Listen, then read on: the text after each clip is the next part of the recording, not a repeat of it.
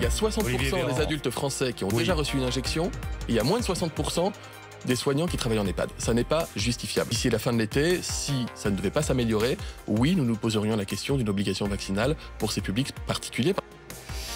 Bonsoir ou rebonsoir. Dans un instant, c'était une idée en l'air, c'était un sujet de débat. Cela devrait donc devenir une réalité. On se dirige bel et bien vers l'obligation de se faire vacciner. Pour les soignants, dans un premier temps, la décision, vous l'avez entendu, pourrait être prise à la fin de l'été. Olivier Véran donc l'annonce lui-même. C'est incontestablement un virage dans cette campagne de vaccination. C'est un tabou qui saute et on en parlera ce soir autour de la table dans un court instant avec le docteur Olfa Hamzaoui. Bonsoir Olfa, médecin au service de réanimation à l'hôpital Antoine Becler à Clamart.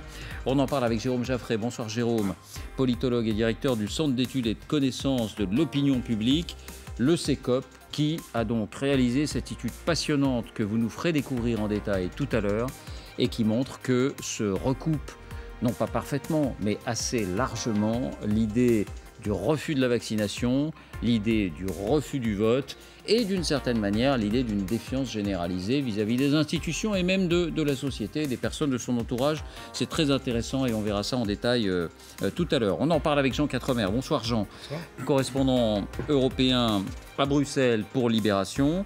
Et on en parle avec Louis Dragnel. Bonsoir Louis. Bonsoir David. Chef adjoint du service politique à Europe 1.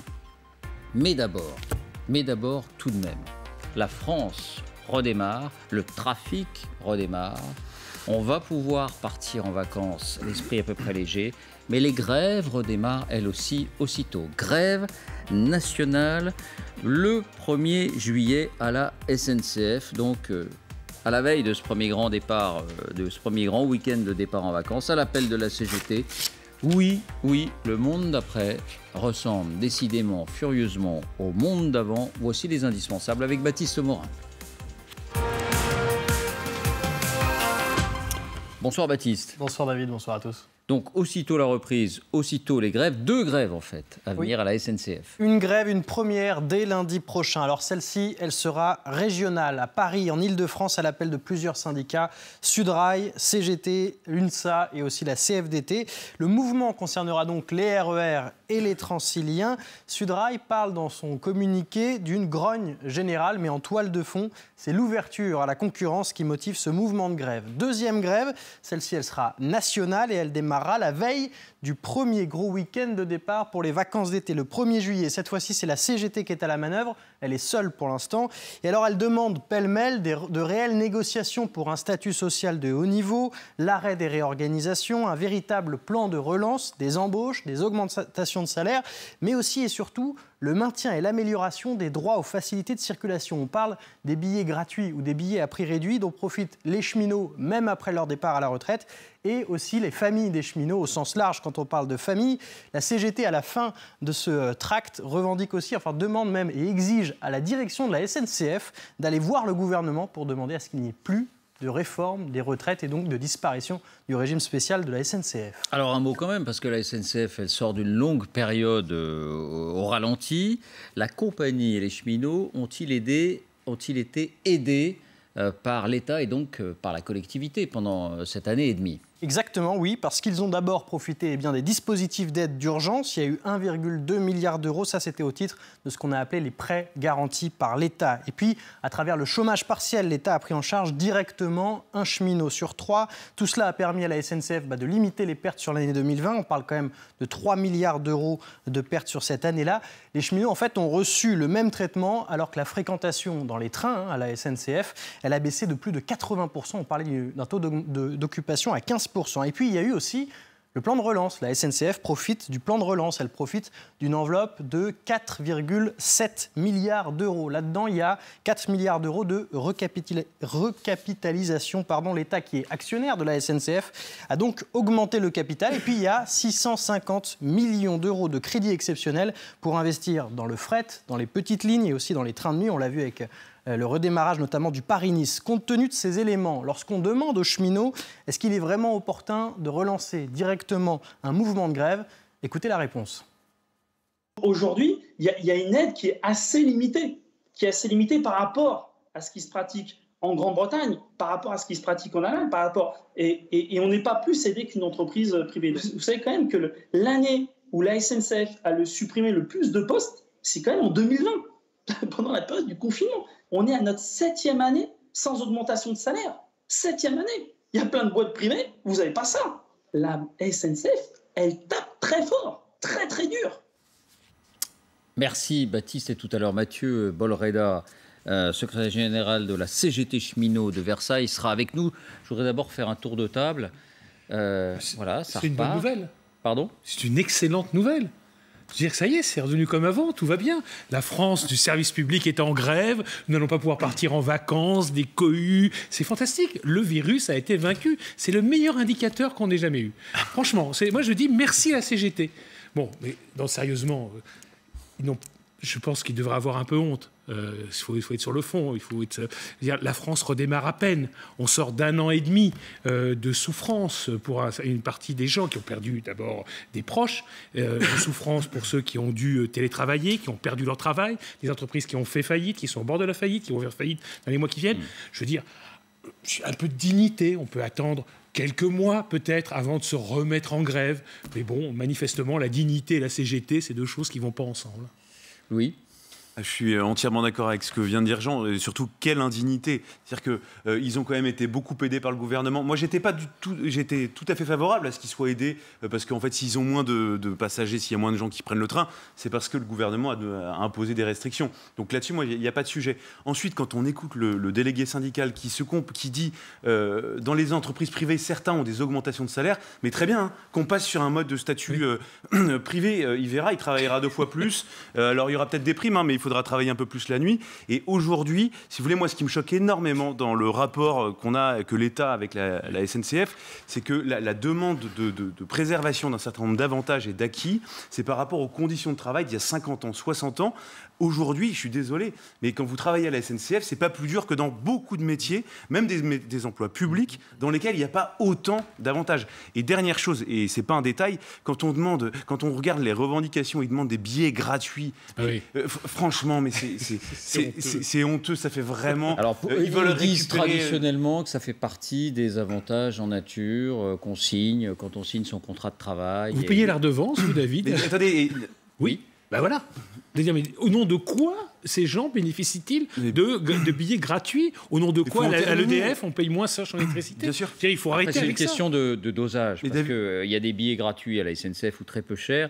Là, à la SNCF, je crois que ça représente un pourcentage assez important de l'activité de la SNCF. Je crois qu'on n'est pas loin de 7 ou 8%. Mais moi, je ne suis pas contre le fait qu'un salarié de la SNCF puisse avoir quelques avantages, si ça permet de l'aider aussi à s'impliquer dans son travail. Et puis, c'est une forme de valorisation aussi, de récompense du travail que les salariés peuvent réaliser dans les entreprises.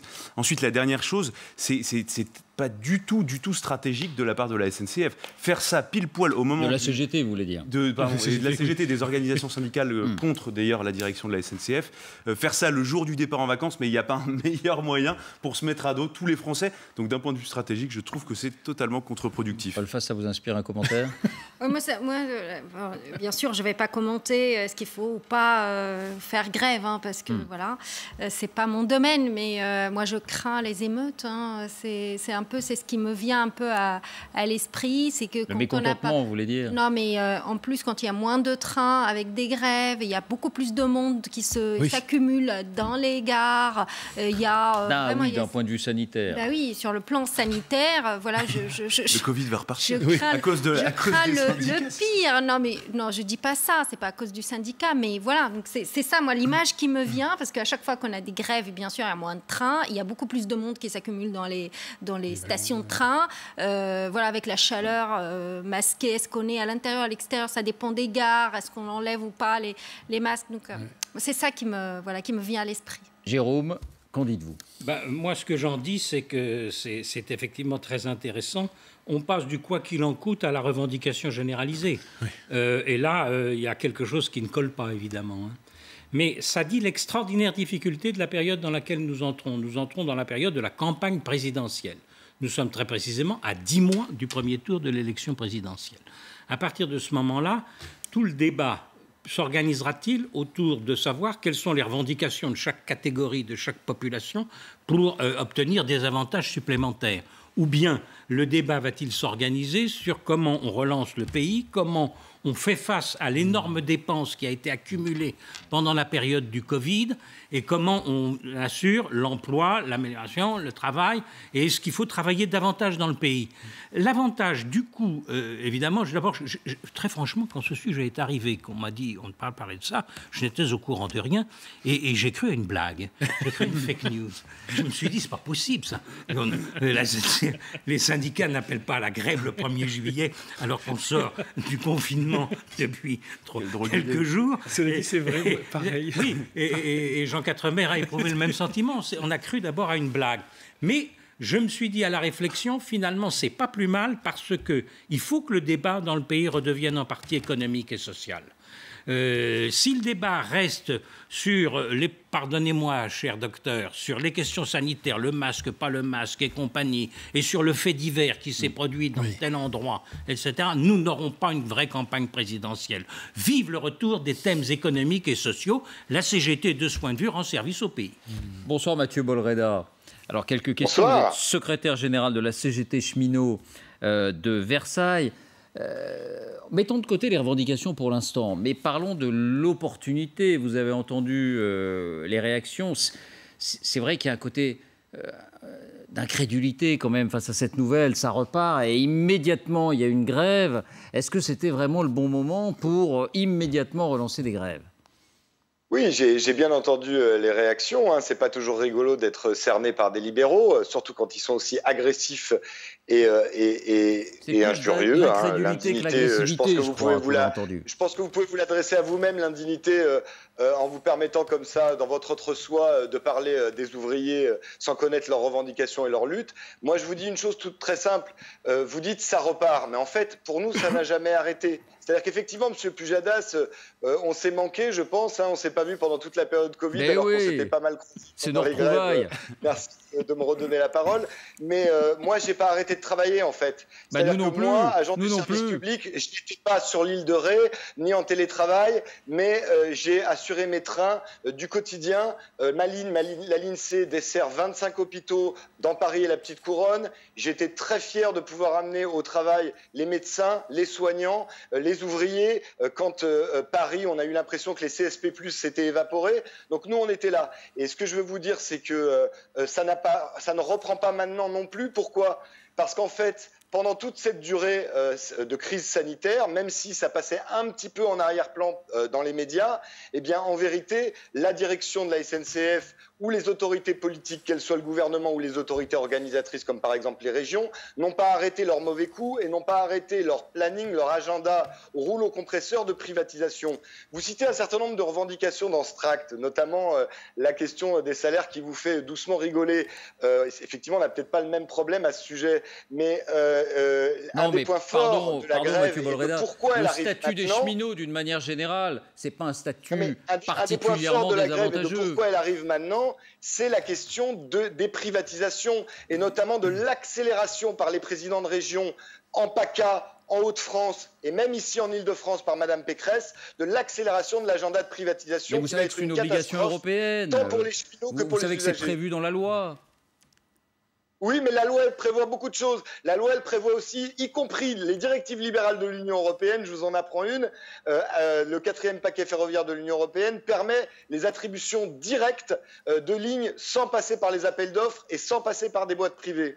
En ce moment, vous avez en PACA, par exemple, dans la région niçoise, la SNCF qui était seule en lice et qui a rapporté l'appel d'offres. Eh bien, les cheminots seront quand même transférés à une entreprise privée, une filiale de la SNCF, et je vous le donne en mille puisqu'on aime l'économie autour de cette table, Keolis, qui est possédé à 51% par la SNCF et à 49% par la Caisse des dépôts et consignations du Québec. Eh bien, je suis ravi de votre solution libérale, messieurs et dames autour de cette table. C'est que demain, c'est pas les solutions libérales. C'est que la SNCF a des marchés en Allemagne, dans d'autres pays européens, qui sont ouverts à toutes les compagnies. C'est plus des monopoles. Et il y a une forme de réciprocité. C'est la même chose en France.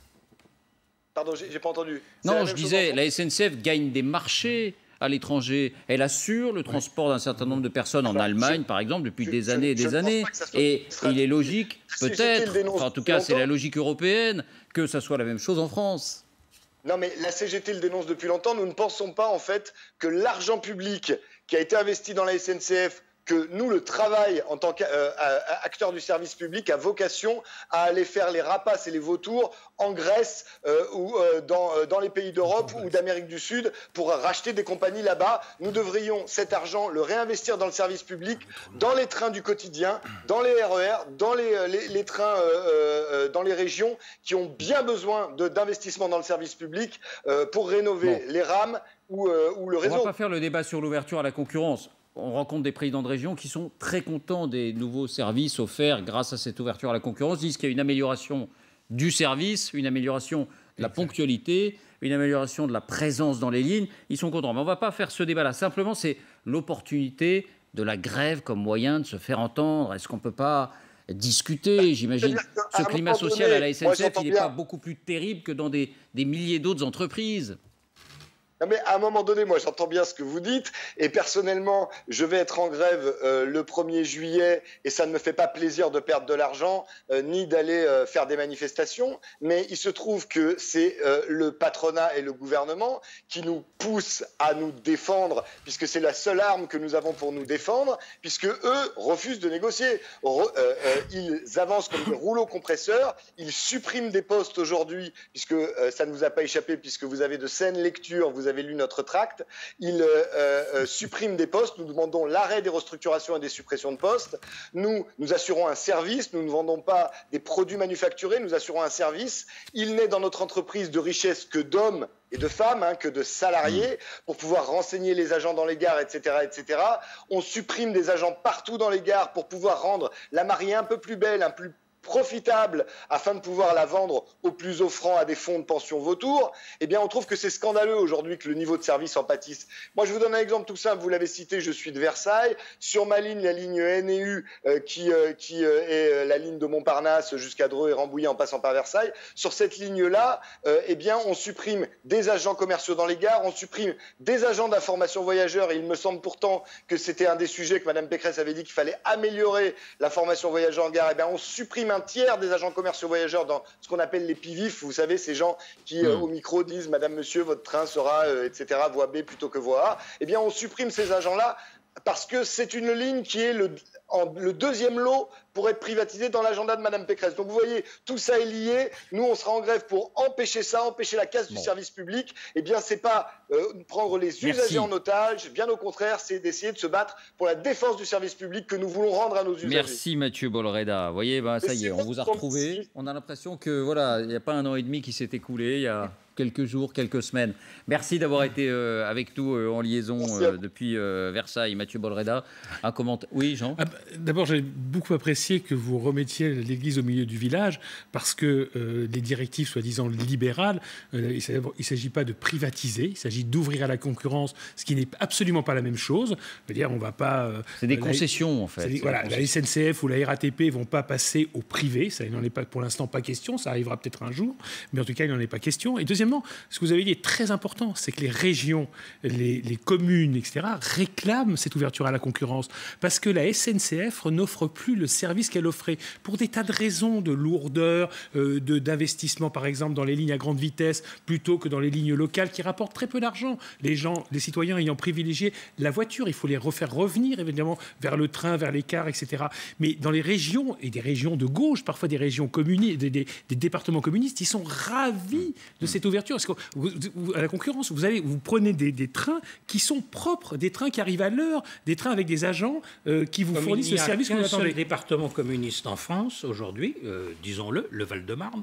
Oui, c'est le seul département. Au moins, vous citez, on sait ce qui vous citez. Ce qui est frappant dans l'intervention du responsable syndical, c'est l'aspect, si vous voulez, exigence de fermeture des frontières et des marchés. Ça, c'est quelque chose de très important parce que c'est exactement à l'opposé de ce qui se fait et de ce qui donne la croissance économique et le dynamisme économique.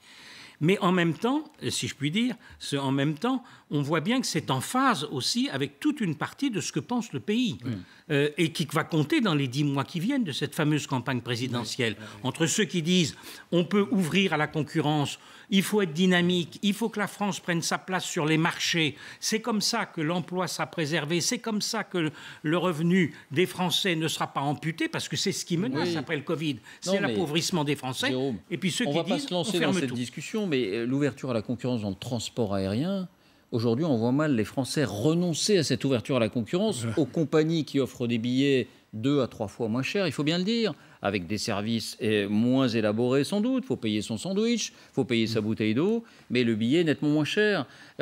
Donc, pour le coup, dans ce domaine-là, qui est aussi du transport, elle a eu un effet, elle a eu un effet aussi. Mais on ne va pas se lancer dans ce débat. Louis, vous vouliez ajouter un mot? Non, mais très simplement, moi je trouve que si aujourd'hui aussi on en est là, et moi en plus je le respecte beaucoup, Mathieu Bolreda, parce qu'il est toujours assez authentique, sincère, même si on n'est radicalement pas d'accord sur beaucoup de sujets. Mais si on en est arrivé là, c'est aussi parce que la SNCF a refusé de se remettre en question. Et quand j'entends ces arguments, on a l'impression d'être dans 2 mondes différents. C'est-à-dire que d'un côté, il y a la préservation d'un système qui, pour moi, n'est même pas du monde d'hier, mais du monde d'avant-hier. Moi, je n'ai pas grandi dans ce système-là, avec ce référentiel où on essaie de conserver à tout prix des statuts, des avantages et tout ça. Voilà. Et la deuxième chose, c'est que si la SNCF veut réellement se projeter dans l'avenir, maintenant, ce qu'il faut, c'est aller à la conquête de nouveaux marchés. Il faut essayer d'améliorer l'offre. Il faut faire en sorte que les gens, les usagers, les clients, alors c'est une guerre des mots très symbolique, mais soient satisfaits, en tout cas, de ce que la SNCF propose. Et souvent, ces filiales qui concourent à la candidature dans ces marchés de TER locaux, qui, encore une fois, ne sont absolument pas des lignes rentables. C'est des lignes qui sont à 80 ou 90% financées par la collectivité, parce qu'il n'y a pas assez de monde, évidemment, et puis les billets ne sont pas assez chers pour rentabiliser tout ça. Ces compagnies, elles permettent précisément d'échapper à ce statut et de pouvoir offrir davantage de souplesse. Est-ce une bonne chose, une mauvaise chose? Quand vous entendez Mathieu Bolreda, c'est une remise en question des contrats, des avantages. Pour d'autres, c'est une sorte de retour au droit commun. Mais chacun a son opinion là-dessus. Bien, le virus, ça y est, le gouvernement ne franchit pas. N'allons pas sur ce terrain. Pour la première fois, donc, le gouvernement ouvre la porte à la vaccination obligatoire. Ça viserait d'abord les enseignants. Mais juste avant d'en parler, je voudrais vous entendre sur cette petite musique qui monte. Et on a entendu le Premier ministre, le Président de la République, puis un ministre hier aussi de façon très claire le dire. C'est peut-être pas étranger à la campagne électorale pour les régionales. Emmanuel Macron a pris un risque. Et presque un risque personnel en confinant plus tard, moins fort et en déconfinant plus tôt que ce que recommandaient la plupart des scientifiques. Les faits lui ont donné raison, en tout cas pour l'instant. Aujourd'hui, il veut le faire savoir. Donc écoutez ces quelques interventions parce que ça y est, on le met sur la table. Écoutez.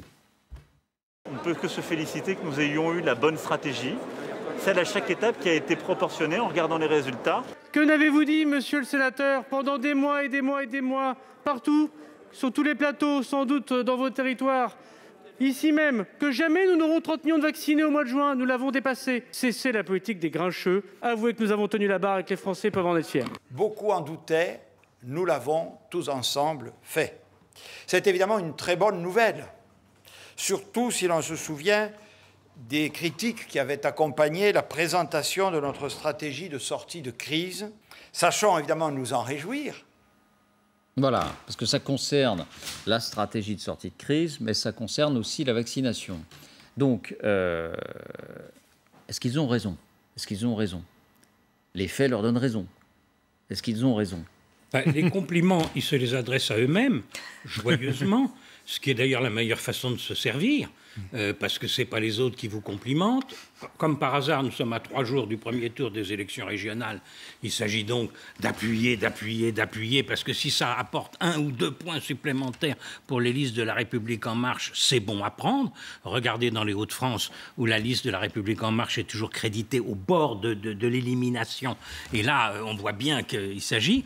Bon, je dirais quand même que la popularité d'Emmanuel Macron dans le pays est nettement remontée et que c'est effectivement indexé sur le fait que le président a accompagné, je dirais, cette politique vaccinale, cet effort que nous avons fait et a pris des décisions et montré y compris qu'il était capable de les imposer avec une communauté scientifique divisée.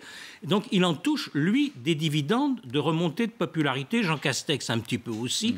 Donc c'est efficace. Est-ce que c'est pour autant que les Français changent leur vote vraiment? Je ne crois pas. Ce qu'on peut imaginer surtout, c'est ce qui serait passé si ce pari, Emmanuel Macron a toujours récusé le terme de pari, mais ça en était bien un, n'avait pas fonctionné. Et si, effectivement, l'épidémie était remontée beaucoup plus fort au mois de mars, quand on l'accusait de tarder à prendre ces mesures de confinement. C'est le mot pari qui me gêne. C'est pas un pari. C'est-à-dire qu'en face, vous aviez des gens, des épidémiologistes totalement paniqués, paniqueurs. Mais c'était la majorité d'entre eux. D'accord. Mais c'était le consensus. C'était un certain consensus, parce que parfois, vous savez, dans la science, il faut parfois pas écouter le consensus, il faut aussi écouter les dissensus. C'est ça qui fait progresser le savoir. Et moi, je trouve que simplement, il y a un moment, Emmanuel Macron a cessé d'écouter ces gens qui voulaient absolument nous enfermer. Je vous rappelle quand même qu'il y a encore un mois et demi, quelqu'un comme M. Flao disait qu'il fallait fermer toutes les écoles. Ça y est, les écoles. J'en viens de lâcher le nom de M. Flao. Non, mais des gens qui ont durant les derniers mois, il faut écouter Gilles Pialou par exemple, qui vous expliquait qu'il fallait garder le masque dans la rue parce que c'était une façon de rappeler aux Français qu'ils étaient, je cite, en liberté conditionnelle. Je veux dire qu'un médecin dise une chose pareille, c'est absolument incroyable. Donc non, c'est pas un pari, c'est simplement le politique a enfin joué son rôle. C'est-à-dire qu'ils ont des informations économiques, scientifiques, sociales, qui montrent que le pays ne supporte plus d'être enfermé. Et donc, on essaye de jouer avec les indicateurs. On voit ce qui est acceptable, ce qui ne l'est pas. Par exemple, là, il n'était pas question de lever l'obligation du port du masque ou de lever le couvre-feu tout de suite. On disait début juillet, on verra. On retardait d'autant plus. Et là, d'un seul coup, on a tout levé parce que les gens en ont marre. Et est-ce qu'ils ont raison de s'en auto-féliciter ? Alors là, je suis d'accord avec Jérôme, ils auraient bien tort de ne pas s'en féliciter. Je veux dire qu'on les a traînés dans la boue, surtout l'opposition qui, quand même, là, manque, mais sérieusement, d'élégance. Je veux dire qu'elle n'a pas joué son rôle pendant un an, on va dire globalement, à part quelques sénateurs comme Philippe Basse, qui ont joué vraiment leur rôle de critique et d'analyse de la situation et qui ont tenté d'apporter un plus dans le débat. Le reste, c'était le gouvernement dit A, je dis B, donc je suis contre pour le port du masque, contre le port du masque, etc. C'est incompréhensible. Et là, ils ont vraiment, je trouve qu'ils doivent le faire. Mais c'est aussi à nous, journalistes maintenant, qui devons aussi établir le bilan de ce qui a été fait. Est-ce que toute cette politique depuis 1 an et demi a été une bonne politique ? Parce que je vous rappelle qu'à chaque fois il y a eu diverses phases, mais c'est vrai que depuis 3 ou 4 mois, on peut se dire que cette idée de prendre ce risque, en tout cas, finalement, elle a fonctionné. Et vous remarquerez, juste je termine là-dessus, au mois de novembre et au mois de mars, pour le 2e et 3e confinement, à chaque fois, les courbes se sont inversées 2 à 3 jours après la décision. Et personne n'a d'explication. Or, on sait qu'il faut minimum 15 jours pour que les mesures de politique sanitaire fonctionnent. Et donc là, pour l'instant, on n'a pas regardé ce qui s'est passé. Il y a un moment, il va falloir regarder en arrière et se dire, tiens, finalement, est-ce que ça a si bien marché que ça ? Docteur Hamzaoui, quand vous les entendez, vous dites, bah oui, ils ont raison. Quand ça ne va pas, il faut le dire. Et quand ça va, il faut le dire aussi. Alors moi, je veux plutôt rebondir sur ce que vient de dire Jean Quatremer. Non, mais il a raison sur... C'est pas un pari. Je ne pense pas qu'ils ont pris un risque. Ils ne sont pas complètement naïfs par rapport aux faits scientifiques, aux données scientifiques. C'est vrai qu'il y avait une partie quand même, une communauté scientifique qui était un peu divisée sur la projection et les modélisations de l'évolution de l'épidémie. Beaucoup disaient quand même que c'était trop peu, trop tard pour le confinement et trop tôt et trop pour le déconfinement. C'était pas l'avis de tout le monde. C'était pas l'avis de tout le monde, et je pense qu'effectivement ils l'ont pas fait par juste un pari, un risque. Non, ils l'ont fait parce que je pense qu'ils ont été quand même aussi conseillés par des projections qui étaient différentes de ce qu'on entend dans la majorité des plateaux. D'abord et d'ailleurs je pense qu'au début aussi on avait dit avec quelques marqueurs qui disaient que il y aura pas ce pic qui a été été, en tout cas, dénoncé dans toutes les tribus. Donc ça, je pense que c'est un élément qu'ils ont pris. Et ils n'ont pas rien fait. Ils ont quand même fait. Il faut se rappeler. On dit oui, ils ont pas cédé à la pression des enfermistes. Ils ont quand même fait des choses. Et à un moment, ils ont fermé des écoles avant. Ils ont fait des couvre-feux. Ils ont laissé les restaurants, tous les lieux de culture. Donc, on ne peut pas dire qu'ils n'ont rien fait. Non, ils n'ont pas pris un pari. Ils ont suivi une partie de la communauté scientifique. Ils ont continué à faire des choses, peut-être pas autant enfermistes que ce que les enfermistes. Vous aussi, vous reprenez ce vocabulaire. Les enfermistes, les alarmistes. Non, mais il y a une vérité. Non, mais c'est vrai. Donc, je ne pense pas que c'est pas un pari. C'était quelque chose qui était très, en fait, je pense, documenté et très, voilà. Alors, est-ce qu'il faut s'auto-féliciter? Bon, maintenant que c'est fait, oui, c'est bien de se mettre en valeur, de dire, est-ce que c'est juste... Encore une fois, il faut imaginer ce qui serait passé si ça n'avait pas marché. Par contre, c'est toujours pareil, il faut toujours imaginer ça. Par contre, il faut dire quelque chose. Alors, la vaccination, il y a eu quand même pas mal de couacs. Maintenant, ils se félicitent. Je ne pense pas que c'est seulement grâce à eux qu'on arrive à 30 millions de vaccins et avec un agenda quand même qui est un peu décalé par rapport à une partie de l'Europe. Alors justement, oui. Et juste pour finir avec ça, il faut remercier beaucoup les Français qui ont, en fin de compte, malgré tout ce couac autour des vaccins, ils ont répondu oui. Ils ont été dans les centres de vaccination et tout le personnel soignant qui a beaucoup aussi, en tout cas, aidé et participé à l'effort pédagogique pour cette vaccination. Eh bien justement, le vaccin obligatoire, on y vient donc maintenant. C'est vrai que ça ressemble à un tournant dans la campagne de vaccination. Donc, ça n'est plus une idée qui est agitée. Jusqu'à présent, elle était écartée. Cette fois, elle est mise sur la table, elle est envisagée. Et plus qu'envisagée, voici les indispensables avec Jennifer Knock. Bonsoir Jennifer. Bonsoir David, bonsoir à tous. Alors, que dit-il précisément Olivier Véran ? Eh bien, c'est la première fois qu'il mentionne la perspective d'une vaccination obligatoire pour les soignants, longtemps écartée. Elle est désormais sur la table avec une date, la fin de l'été. 60% des adultes français qui ont déjà reçu une injection, il y a moins de 60% des soignants qui travaillent en EHPAD. Ça n'est pas justifiable. Donc, j'appelle les employeurs, j'appelle également les salariés de ces EHPAD, notamment à se faire vacciner. Nous y travaillons avec Brigitte Bourguignon. Et d'ici la fin de l'été, si ça ne devait pas s'améliorer, oui, nous nous poserions la question d'une obligation vaccinale pour ces publics particuliers. On ne prendra pas le risque qu'à la rentrée, s'il devait y avoir un variant qui circule ou une reprise épidémique avec les conditions automnales, on ne prendra pas le risque d'exposer des personnes fragiles, âgées en établissement, du fait que des soignants auraient refusé de se faire vacciner. Voilà. Alors, il y a la manière de le dire, mais enfin, c'est clair et c'est assez net. Pourquoi est-ce qu'il envisage cette vaccination obligatoire, donc, Jennifer ? Eh bien, parce qu'il y a une catégorie de soignants nettement sous-vaccinés. Ce sont les soignants en EHPAD. 55% des soignants qui travaillent en EHPAD sont vaccinés avec au moins une dose et 42% ont reçu 2 doses, alors que dans la population française, 58% des adultes ont reçu une première dose. Il y a donc moins de soignants vaccinés en EHPAD que d'adultes dans la population générale. Et c'est vrai que c'est un constat étonnant. Alors c'est un peu mieux pour les soignants en établissement de santé, notamment à l'hôpital. 64% ont reçu au moins une dose, 42% 2 doses. Et les professionnels de santé libéraux, eux, sont les plus vaccinés. 78% ont reçu une dose, 69% 2 doses. Et si on regarde en détail les professions de soignants les plus vaccinées, eh bien on voit que ce sont les médecins généralistes les plus vaccinés, 91% ont reçu au moins une dose, puis les pharmaciens, 89%, les sages-femmes, 85%, et les infirmiers un cran au-dessous, 76%. Est-ce qu'on a une idée de la façon dont réagiraient les soignants si c'était confirmé ? Je vous poserai la question tout à l'heure, docteur Hamzaoui, mais qu'est-ce qu'on peut dire là-dessus, Jennifer ?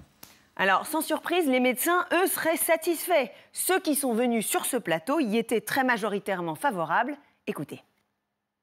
La vaccination du personnel médical devrait être obligatoire. Vous vous rendez compte ? Il n'est pas normal que je puisse, moi, transmettre la Covid à un patient. Je trouve très peu compréhensible et un peu choquant que des personnels qui sont directement en contact avec des personnes vulnérables ne se vaccinent pas. Moi, je suis pour que ce soit obligatoire pour les personnels de santé. C'est, pour moi, une obligation professionnelle. Les citoyens ont non seulement des droits, mais également des devoirs. Je ne trouve pas acceptable que certains soignants refusent la vaccination. Je trouve ça non éthique.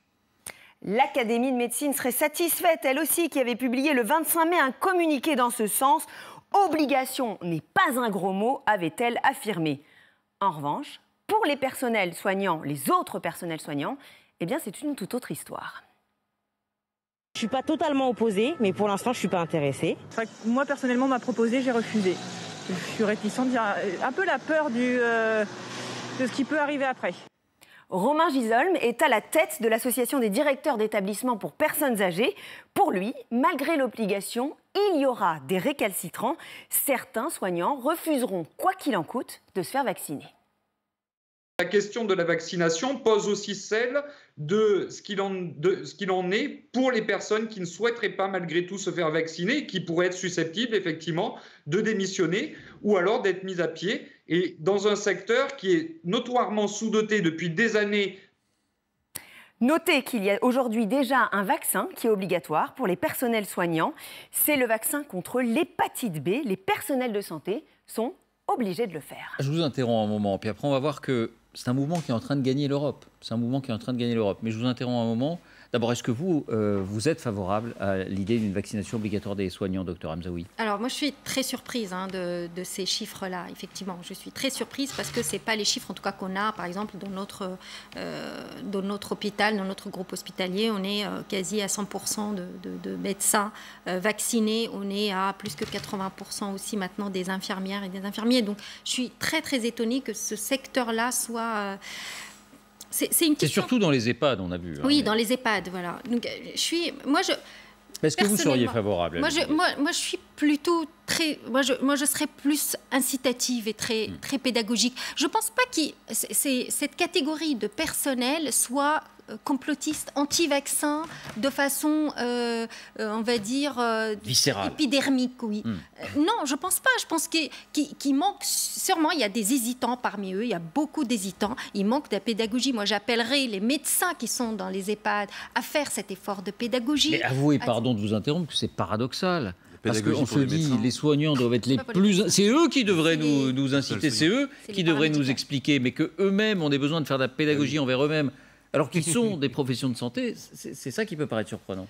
Non, parce que en fait, c'est ce qu'on fait dans nos hôpitaux. Hein. Moi, personnellement, avec mes infirmières, dès qu'il y a eu les vaccins, on a fait des réunions, on a discuté, on a parlé pourquoi c'est important. Alors, bien sûr, c'est très, très facile en milieu de réanimation parce qu'on voit les gens très graves, des jeunes, les gens mourir. Donc, c'est plus choquant pour le personnel. Mais on a fait beaucoup de pédagogie vers le personnel paramédical. Et je pense qu'il y a un personnel médical au sein de l'EHPAD qui sont sûrement aussi les médecins qui surveillent ces unités-là. Moi, je les appelle à faire beaucoup de pédagogie, à réfléchir sur des incitations. Vous dites aussi. En tout cas, Olivier Véran, attention, non, il a tort. Il faut d'abord tout faire pour convaincre. Oui, moi j'ai peur, et c'est ce qu'il a dit d'ailleurs le président les directeurs des EHPAD, en disant, moi j'ai peur d'avoir des démissions ou des gens qui vont être maintenant hésitants, mais qui vont être maintenant contre, parce que maintenant on nous oblige alors qu'on n'est pas sûr des effets, donc on ne le fera pas. Même si c'est déjà le cas pour l'hépatite B, comme on le voit. Si c'est le cas pour l'hépatite B, on a du mal à concevoir que ce ne soit pas le cas pour le Covid. Voilà, d'abord l'hépatite B, il y a plusieurs années maintenant, hein, on le fait depuis maintenant 20 ans au moins, donc c'est pas le même recul. Il y a eu toute cette... Alors la population soignante, il faut savoir, ça fait partie des citoyens français, de la population française, qui aussi écoute les médias, qui écoute les discussions, qui a eu tout ce couac autour des vaccins, l'arrêt de l'AstraZeneca, la reprise de l'AstraZeneca, tout ça, donc il faut les comprendre, il ne faut pas les mettre sur un autre plan que la population générale. Oui, il a raison, Olivier Véran. Je vous réponds juste après. Non, moi, il y a une chose quand même qui m'intrigue par rapport à ce que vous dites, c'est que pour des gens comme moi qui sont très éloignés quand même du monde médical, forcément on s'est un peu rapproché avec la crise, mais il y a quelque chose quand même d'assez incompréhensible parce que on présuppose que ces personnels-là précisément sont beaucoup mieux informés que moi, sont beaucoup mieux informés que nous, et donc sont plutôt convaincus, plus intéressés en tout et donc cas. Et du coup on finit par se demander, mais moi je cherche réellement à comprendre les causes et j'ai toujours pas compris en fait. Je vois la défiance qu'on voit chez certaines catégories de Français également, mais je ne sais pas pourquoi, j'ai l'impression qu'il y a autre chose. On n'arrive pas encore à trouver à mettre les mots dessus. Mais et pour répondre du coup, pardon, à votre question sur Olivier Véran, là pour le coup, je suis assez d'accord avec vous. Moi, par principe, la contrainte, le côté coercitif, le imposer la vaccination obligatoire pour comme on le fait pour d'autres maladies. Voilà, mais il y a quelque chose que, en fait, j'imagine la scène on va pas menotter un médecin en le piquant de force, voilà. Non, mais là, Louis, pour les soignants, c'est un peu comme pour les enfants à l'école avec leur 11 vaccins. Si tu n'es pas vacciné, si tes parents t'ont pas vacciné, vous ne pouvez pas mettre votre enfant à l'école. Là, ce serait tu ne viens pas travailler si tu n'es pas vacciné. En fait, ce serait ça. Effectivement, avec un paradoxe, et je reconnais aussi un paradoxe personnel, c'est que d'un côté, je vous dis effectivement que ça me choquerait de voir qu'on impose de force la vaccination à un médecin, et ça me gêne pas, et ça ne me gêne absolument pas que mes enfants, par exemple, aient des vaccins obligatoires. Enfin, je me pose même pas de questions. Non, mais je pense que mais même regardez dans les catégories de Français qui veulent pas se faire vacciner, je pense que les 3/4 de ces gens-là vaccinent leurs enfants sans aucun problème, et ils ne se sont pas posés de questions. Et je pense qu'il y a encore quelque chose par rapport à ce vaccin. Je pense qu'il y a l'ARN, le vaccin ARN, le vaccin génétique, ça c'est quelque chose, même s'il y a eu toutes les explications du monde, c'est quand même la nouveauté de ce vaccin. Et c'est peut-être ça qui est frais. AstraZeneca, tout le monde a peur maintenant de mourir d'une thrombose, alors qu'ils ont plus de risques de mourir d'une thrombose en prenant l'avion. Je veux dire, c'est quand même, ça montre quand même que les gens sont assez surprenants. Et surtout, je veux dire, dans le corps médical ou paramédical, je veux dire que là, l'information, elle est accessible. J'ai un doute.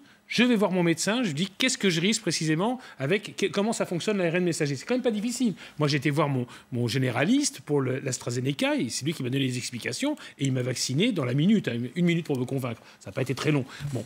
Non, je pense que véritablement, il faut rendre obligatoire la vaccination pour les soignants. Vous mettez plus de temps à être convaincu sur ce plateau, en général. Qu'est-ce qui s'est passé? On va tout savoir. Mais je pense que on va faire venir votre médecin. Non, mais je pense que la vaccination, elle doit être obligatoire. Le problème, vous vous rappelez qu'on a eu ce débat l'année dernière avec Laurence Rossignol, qui nous a rappelé que quand même le vaccin contre la grippe depuis 2004 était obligatoire. Il y avait eu un décret d'application justement pour mettre en œuvre la loi, parce que vous savez que la loi en elle-même ne suffit pas, il faut un décret d'application avec des sanctions. Qu'est-ce qui se passe si la personne refuse d'être vaccinée? Et finalement, ce décret n'a jamais vu le jour. Pourquoi? Parce qu'on s'est dit qu'une partie effectivement du personnel soignant, et notamment des infirmiers, des aides-soignants, du personnel dans les EHPAD, allait quitter ces établissements. Donc, et pour la grippe, on a fait un pari simple, on a fait le pari qui est terrible, moi je trouve ça terrifiant, c'est-à-dire on dit, on va les laisser non vaccinés, ils vont transmettre la grippe dans les EHPAD et les hôpitaux, on aura entre 5 000 et 15 000 morts de la grippe, peut-être à cause d'eux, parce qu'ils ont transmis à des gens qui sont des gens faibles, des gens affaiblis, eh bien on a pris ce pari-là. Et là, je crains que ça soit exactement la même chose, parce qu'on va dire, ça c'est obligatoire, mais on ne mettra pas de sanctions, donc on ne vous virera pas, parce qu'on a besoin de personnel dans les hôpitaux, et on risque de rallumer peut-être la pandémie à partir des hôpitaux. Moi, personne ne souhaite rallumer la pandémie. Personne ne souhaite, mais qu'ils se vaccinent dans ce cas-là. Je veux dire, les EHPAD, vous vous rendez compte, par exemple, en Belgique, la moitié des morts, c'est dans les EHPAD. La moitié. En France, c'est 1/3 dans les EHPAD. Que 45% des gens ne veulent pas se faire vacciner, je trouve ça d'un scandaleux, mais à un point. Je vous donne la parole, Olfa, puis Jérôme aussi, mais il y a un dernier élément que je dois vous faire entendre. On pourrait se demander si ça arrive. C'était pas une phrase qui avait un peu échappé à Olivier Véran. Non, pas du tout. Emmanuel Macron, qui est en visite en Picardie, a été interrogé lui aussi sur le sujet. Il y a un peu plus d'1 heure, il a réagi. Écoutez-le. Il y a des situations, par contre, que nous souhaitons régler durant l'été. C'est celle des établissements, en particulier, accueillant des personnes en situation de grande fragilité. Les EHPAD, les maisons de retraite. Là, il est très clair qu'il faut vraiment une mobilisation pour qu'il y ait un maximum des personnels soignants qui puissent être vaccinés. Donc moi, j'appelle d'abord à la responsabilité. Le ministre a eu raison de dire qu'à un moment donné, on ne pourra pas en tout cas revenir vers l'automne et l'hiver où on sait que l'épidémie a tendance à repartir, en tout cas que si le virus est encore là à l'état endémique, il peut repartir, on ne pourra pas ne rien avoir fait d'ici là. Voilà, le ministre a eu raison. Non, mais le ministre a eu raison de dire que, moi, ça me paraît clair et net, montage Anthony Kaczmarek. Non, pas vous? Non, on voit qu'Emmanuel Macron ne veut pas prononcer le mot obligatoire parce qu'il sait que là, boum, ça créera un électrochoc. C'est un premier pas. C'est un premier pas. C'est une porte ouverte. Oui, mais Emmanuel Macron dit, voilà, résume un peu l'esprit de ce qu'a dit Olivier Véran et ce que vous dites également, c'est il faut qu'on aille le plus possible vers la vaccination à 100% du personnel soignant. Mais enfin, là, il y a, comme on dit en bon français, une deadline. Voilà, là, il y a une date butoir. Jérôme. Oui, il y a quand même une surprise pour beaucoup de gens, c'est, si vous voulez, que effectivement, des soignants ne veulent pas se faire vacciner. C'est une des choses vraiment surprenantes et du coup inquiétantes dans la relation qu'on peut avoir au vaccin lui-même. Autre chose, alors c'est un autre sujet, mais quand on parle de protéger les policiers, c'est également assez stupéfiant pour les Français. En principe, les policiers sont là pour nous protéger. Et quand on dit qu'il faut protéger les policiers, on se dit mais dans quel pays sommes-nous ? Et que les soignants ne veulent pas se faire vacciner signifie comme message que le vaccin donc n'est pas bon pour sa santé ou qu'en tout cas les soignants pensent que ça n'est pas bon pour leur santé. Donc ça, déjà, on marche sur la tête là-dessus. Le problème aussi, c'est un problème de communication. Nous avons eu un gouvernement hier, très content de lui, expliquant que tout allait bien et que, voilà, nous pouvons un moment de bonheur, etc. Et le lendemain, on annonce quasiment vaccination obligatoire. En termes de communication, c'est assez étonnant, hein. Je pense qu'il eût fallu que Jean Castex dise, nous pouvons aller beaucoup plus vite dans le déconfinement, mais nous devons faire attention et citer à ce moment-là ce problème de vaccination à faire pour les soignants dans les EHPAD hier. Parce que sinon, aujourd'hui, on se dit, mais alors, finalement, dans quel monde vivons-nous ? Et maintenant, le président Macron nous dit, ça va repartir. L'un allant avec l'autre. Ça va repartir à l'hiver. Ouais. Voilà, à l'hiver, on sera à 5 mois de l'élection présidentielle. Si ça repart pour le président Macron à 5 mois de la présidentielle, là... C'est ce que dit aussi Martin Blachier, mais il dit, il y aura forcément, avec le retour de la fraîcheur, du froid, il y aura un redémarrage épidémique. Mais si tout le monde est vacciné, il n'y aura pas de forme grave, il n'y aura pas d'hospitalisation. Alors, j'aurais préféré, si vous voulez, que le ministre dise qu'il fallait d'abord écouter ces soignants qui ne veulent pas se faire vacciner. Pourquoi ? Ça demande une étude sérieuse là-dessus. Quelles sont les raisons ? Et il faut essayer de creuser cet aspect des choses. Parce que, avant de passer effectivement à l'obligatoire, et je suis d'accord avec les plus éminentes personnalités de ce plateau, la docteure Oui, Olfa nous dit, pardon de vous interrompre Jérôme, Olfa nous dit c'est comme la population générale. Oui, mais ça ne doit pas être comme la population générale. Les soignants ne sont pas la population générale. Donc il faut les écouter. Et puis, du coup, pouvoir aller vers l'incitatif avant de passer à l'obligatoire, qui sera un message très dur et qui, de toute façon, ensuite, devra s'étendre à d'autres catégories. Car c'est ça qui est derrière. Une fois que vous commencez à dire certaines catégories, vous allez continuer. Tous ceux qui sont en contact avec le public, on va passer, et donc, c'est ça. On va y arriver, à mon avis. C'est ça qui est en filigrane. Je suis sûr qu'on va y arriver. Ça. Je suis sûr qu'on va y arriver. Là, je ne suis pas d'accord sur... Vous avez le droit. Merci. Là, je ne suis pas d'accord sur de dire que si les soignants, ils sont réticents devant les vaccins, ça veut dire que ces vaccins, peut-être, ils font peur parce que eux, ils connaissent ce milieu et qui sont experts. C'est ce que peuvent penser les gens. C'est ce que peuvent penser les gens. C'est ce que j'ai dit, oui. Il ne pense pas lui-même. Il faut savoir que la vaccination, c'est un monde à part. C'est-à-dire, il y a des experts dans la vaccination. Et donc, un médecin qui n'est pas virologue, qui n'est pas même un médecin, je parle déjà, qui n'est pas dans ce milieu-là, il a besoin d'abord de lire, de se documenter pour comprendre un peu. Et on se dit que vous vous croisez dans les couloirs et que du coup, la circulation d'informations se fait plus simplement. Non, mais c'est pas vrai parce que c'est compliqué d'expliquer c'est quoi l'ARN messager, pourquoi on peut se faire vacciner en sécurité, c'est quoi ces thromboses, tout ça c'est un monde qui est très spécialisé et les soignants de l'EHPAD, je suis pas d'accord avec avec vous, ils ne sont pas plus experts en matière de vaccination que la population générale. Ils ont le droit d'avoir... Et vous pensez qu'ils n'ont pas de responsabilité vis-à-vis des personnes ils dont ont ils une responsabilité. je suis totalement d'accord. Merci. Ça, je suis totalement d'accord. Elle parle du niveau d'information. Ça, je suis totalement d'accord. Et j'ai commencé. Je suis totalement d'accord. J'ai commencé par dire que j'étais surprise et aussi choquée qu'il y ait ce pourcentage-là. Non, mais c'est vrai. Alors, deuxième chose, pour le personnel de l'EHPAD, alors, il y a autre chose. Quand on voit une population qui est quand même assez fragile, des patients âgés, alors, peut-être qu'il y a une partie des soignants aussi qui penseraient qu'en fait, ils sont graves ou ils décèdent parce qu'ils sont âgés et qu'ils sont fragiles et qu'ils ont des maladies. Mais eux, ils sont plus jeunes, ils sont sûrement plus protégés. Donc, c'est pour ça que j'ai dit, il faut leur informer. Ils ne travaillent pas. Ils ne sont pas en réanimation, ils n'ont pas pris des malades jeunes, moins jeunes, tout ça pour voir l'autre population qui est touchée par la Covid. La toile de fond aussi de cette décision, de ce qui est mis sur la table par Olivier Véran, c'est peut-être qu'il y a un mouvement vers la vaccination obligatoire. Et ça, on ne le sait pas, mais de fait, il y a un mouvement. Jennifer a cherché, elle a trouvé la suite des indispensables.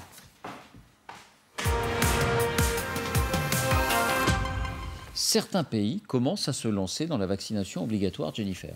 Oui, il y a un pays en Europe qui a rendu cette vaccination obligatoire pour tous les soignants, l'Italie.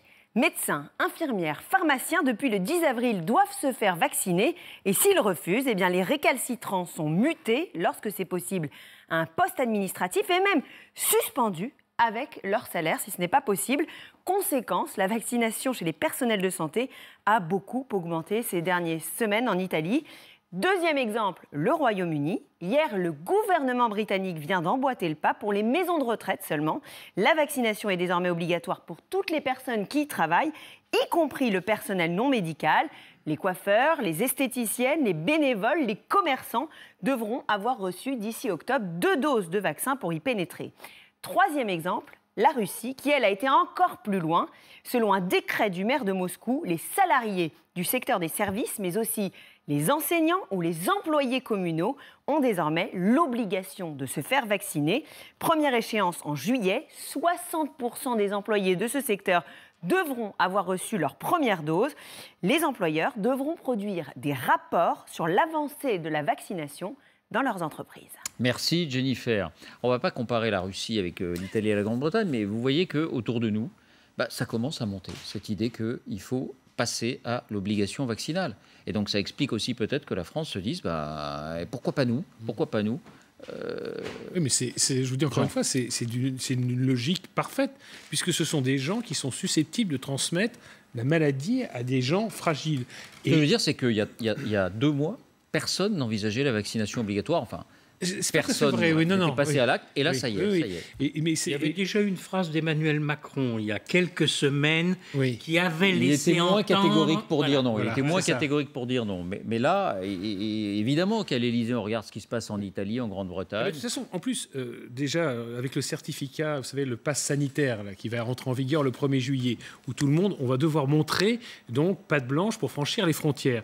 Ça va être un sacré incitatif à la vaccination, parce que sinon, ça sera sans arrêt des tests PCR de moins de 72 heures, à terme sans doute de moins de 48 heures, et je vous assure que ce n'est pas facile, parce que quand vous rentrez dans votre pays, vous devez le faire à l'étranger, c'est payant. Il n'y a qu'en France où c'est entièrement gratuit. Donc quand vous devez débourser, par exemple, vous êtes en Angleterre, 300 € pour faire un test PCR, vous hésitez. Donc ça va être un incitatif extrêmement fort. De même, je vous rappelle qu'en France, ce pass sanitaire sera obligatoire pour assister à des événements culturels.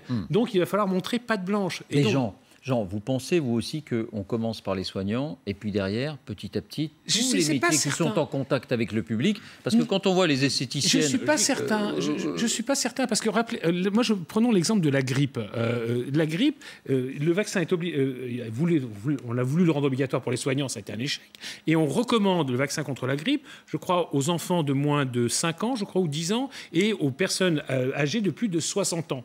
Je pense que c'est très incitatif. Et parce que les gens savent qu'ils risquent quelque chose en ayant la grippe. On sait qu'à plus de 60 ans, vous avez une méchante grippe, vous risquez quand même d'y laisser votre peau. Et je crois que le taux de vaccination des Français de plus de 60 ans est extrêmement élevé. De même, dans les hôpitaux, les soignants, le personnel, pendant très longtemps a été réticent.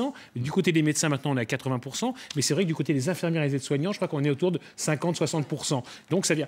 Alors, est-ce que ça sera obligatoire vu la paranoïa mondiale qu'il y a eu, voilà, vu la paranoïa mondiale qu'il y a eu autour de cette maladie, de cette pandémie, je pense, vous avez raison, qu'on ira vers une vaccination obligatoire. En commençant par les catégories qui sont en contact avec le public. Voilà, les policiers, vous verrez, demain les enseignants, la question va se poser pour la rentrée. Oui. Quand on parle de 4e vague. Alors les enseignants étaient foudrage parce qu'ils réclamaient d'être vaccinés. Oui, ils ne l'ont pas été. Et ils seront foudrage parce qu'ils auront la vaccination obligatoire. C'est français. C'est très français. C'est français. Les Français ont tous été comme ça pendant toute la crise. Non, je pense qu'il y a 2 cas de figure. Le premier cas, c'est l'épidémie s'éteint complètement, ou peu ou prou complètement, à la fin de l'été. Et dans ce cas-là, je pense que la question de la vaccination obligatoire ne se posera pas forcément. Deuxième cas de figure... C'est l'autonne qui est la période. Deuxième cas de figure, ça repart fortement. Et elle va continuer à baisser l'épidémie pendant l'été. Oui. Et si effectivement, si ça repart et qu'on voit que ça repart parce que c'est septembre-octobre, des personnels soignants ne sont pas vaccinés, parce qu'il y a un certain nombre de personnels qui ne veulent pas se faire vacciner, eh bien à ce moment-là, Jean Quatremer, vous avez raison. Je pense que là, pour le coup, on s'orientera vers la vaccination obligatoire. Mais moi, j'espère de tout cœur que les gens qui doivent se faire vacciner le comprendront par eux-mêmes et qu'on ne passe pas par la case obligatoire. Pour le plaisir, et avant d'en venir à cette étude très intéressante qui a été faite par le CECOP de Jérôme avec le CEVIPOF, je voudrais simplement qu'on dise un mot de politique et d'art de gouverner. Et qu'on revienne, mais rapidement, sur ce qui a été annoncé hier. Vous vous en félicitiez, Jean. Voilà, plus de masques obligatoires dans les rues, la fin du couvre-feu. Ce qui est frappant, c'est une parenthèse, une petite parenthèse, c'est un petit pas de côté. Mais ce qui est frappant quand même, c'est que Jean Castex annonce cette décision. Mais à quel point on voit comment ces décisions sont prises par un homme seul, par Emmanuel Macron, avec Jean Castex. Quelques jours avant, enfin un jour avant encore, et même 1 heure ou 2 heures avant, des responsables de la majorité défendaient encore la position inverse. Écoutez, regardez. Je ne suis pas favorable à ce que nous accélérions le rythme de manière déraisonnable. Je pense qu'il vaut mieux aller au bon rythme. Dans les prochaines semaines, le port du masque reste la règle telle qu'elle a été fixée. Il n'y a pas de lieu d'en changer. Rester responsable, ça veut dire conserver le masque à l'extérieur. Mais ça veut dire faire attention à soi et faire attention aux autres. Et si ça passe par le masque, n'hésitons pas, mettons le masque. Nous allons lever l'obligation générale du port du masque en extérieur. Montage, je relis un mail. Bon, évidemment, c'est anecdotique, mais personne n'était au courant. Et 2-3 heures avant encore, Christophe Castaner... Jérôme Salomon... C'est pas sympa de lui faire ça. Mais le Premier ministre lui-même, manifestement, moi, de ce que j'ai compris, en arrivant à l'Élysée pour la réunion, pour le Conseil des ministres, ne savait pas qu'il allait annoncer précisément cette annonce quelques heures plus tard. Et en fait, on a évoqué, Jean, vous évoquiez la raison de l'acceptation sociale, le fait que le couvre-feu n'était plus respecté. Parce qu'en fait, il y a vraiment 2 décisions. Il y a le port du masque et le couvre-feu qui, globalement, n'ont politiquement rien à voir. Et s'agissant du couvre-feu, en fait, pourquoi aussi ça a été annoncé comme ça, c'est pour des raisons juridiques. Il y a eu une première dérogation pour les spectateurs à Roland-Garros, une deuxième pour le premier match France-Allemagne de l'Euro de football. Et en fait, si ce soir par exemple, vous êtes verbalisé pour non-respect du couvre-feu, vous saisissez la justice administrative pour rupture d'égalité de droit, puisque dans un cas, on peut pour un match de foot, et dans l'autre, pour aller voir votre maman, vous ne pouvez pas. Et bien dans ce cas-là, le Conseil d'État aurait fait tomber le couvre-feu, et le gouvernement préférait anticiper cette annonce en l'annonçant lui-même, plutôt que de se faire imposer cette annonce par la justice administrative, voyez, le journaliste qui aurait été de très humiliant. Voilà. Vous avez justifié votre réputation. Moi, ce que je voulais dire simplement, Louis, c'est que dans ces cas-là, on passe un petit coup de fil. On passe un petit coup de fil à tout le monde, peut-être quelques heures avant. C'est pas le genre du président de la République. Tout est décidé un petit coup de dans fil les dernières à tout minutes, le monde. David. Je m'excuse, David Pujadas. Christophe Castaner, il est un peu ridiculisé. Vous avez mal suivi le quinquennat tel qu'il vient de se dérouler. Et j'ajoute que, étant à 10 mois de l'élection présidentielle, vous pensez bien que c'est Jupiter qui décide du moment où le tonnerre tombe dans un sens ou dans un autre. Mais quitte à ridiculiser ses principaux lieutenants. Alors, le problème, c'est que les principaux lieutenants sont obligés jusqu'à la dernière minute de tenir le discours de ce qui est en vigueur jusqu'à ce moment-là.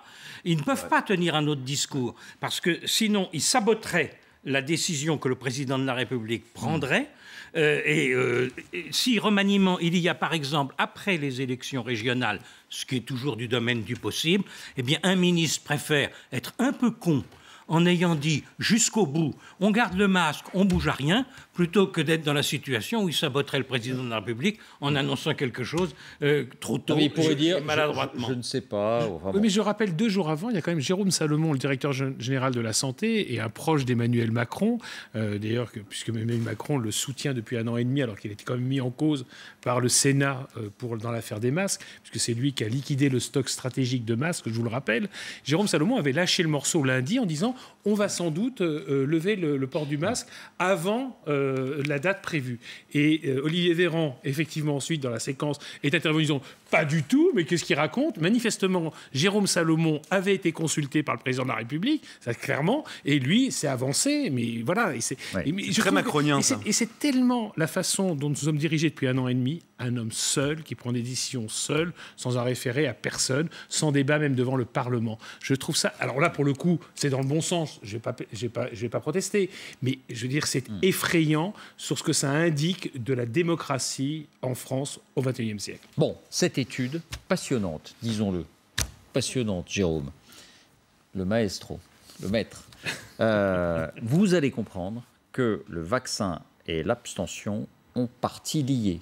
La participation aux élections, la participation à l'effort sanitaire ont partie liée. Voici les indispensables avec Aïcha Missi qui va nous résumer cette étude.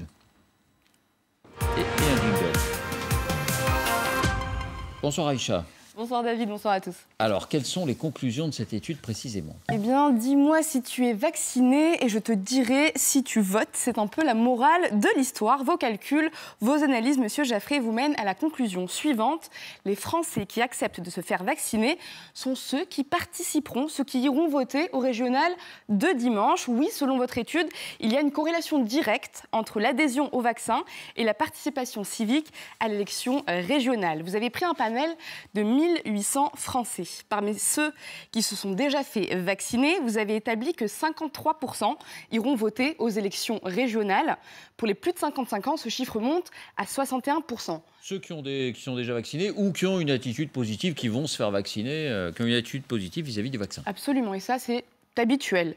Ce qui est très intéressant en revanche, c'est qu'à contrario, parmi les réfractaires et les hésitants à la vaccination anti-Covid, seuls 27% iront voter au régional. Et pour les plus de 55 ans, ce chiffre monte à 42%.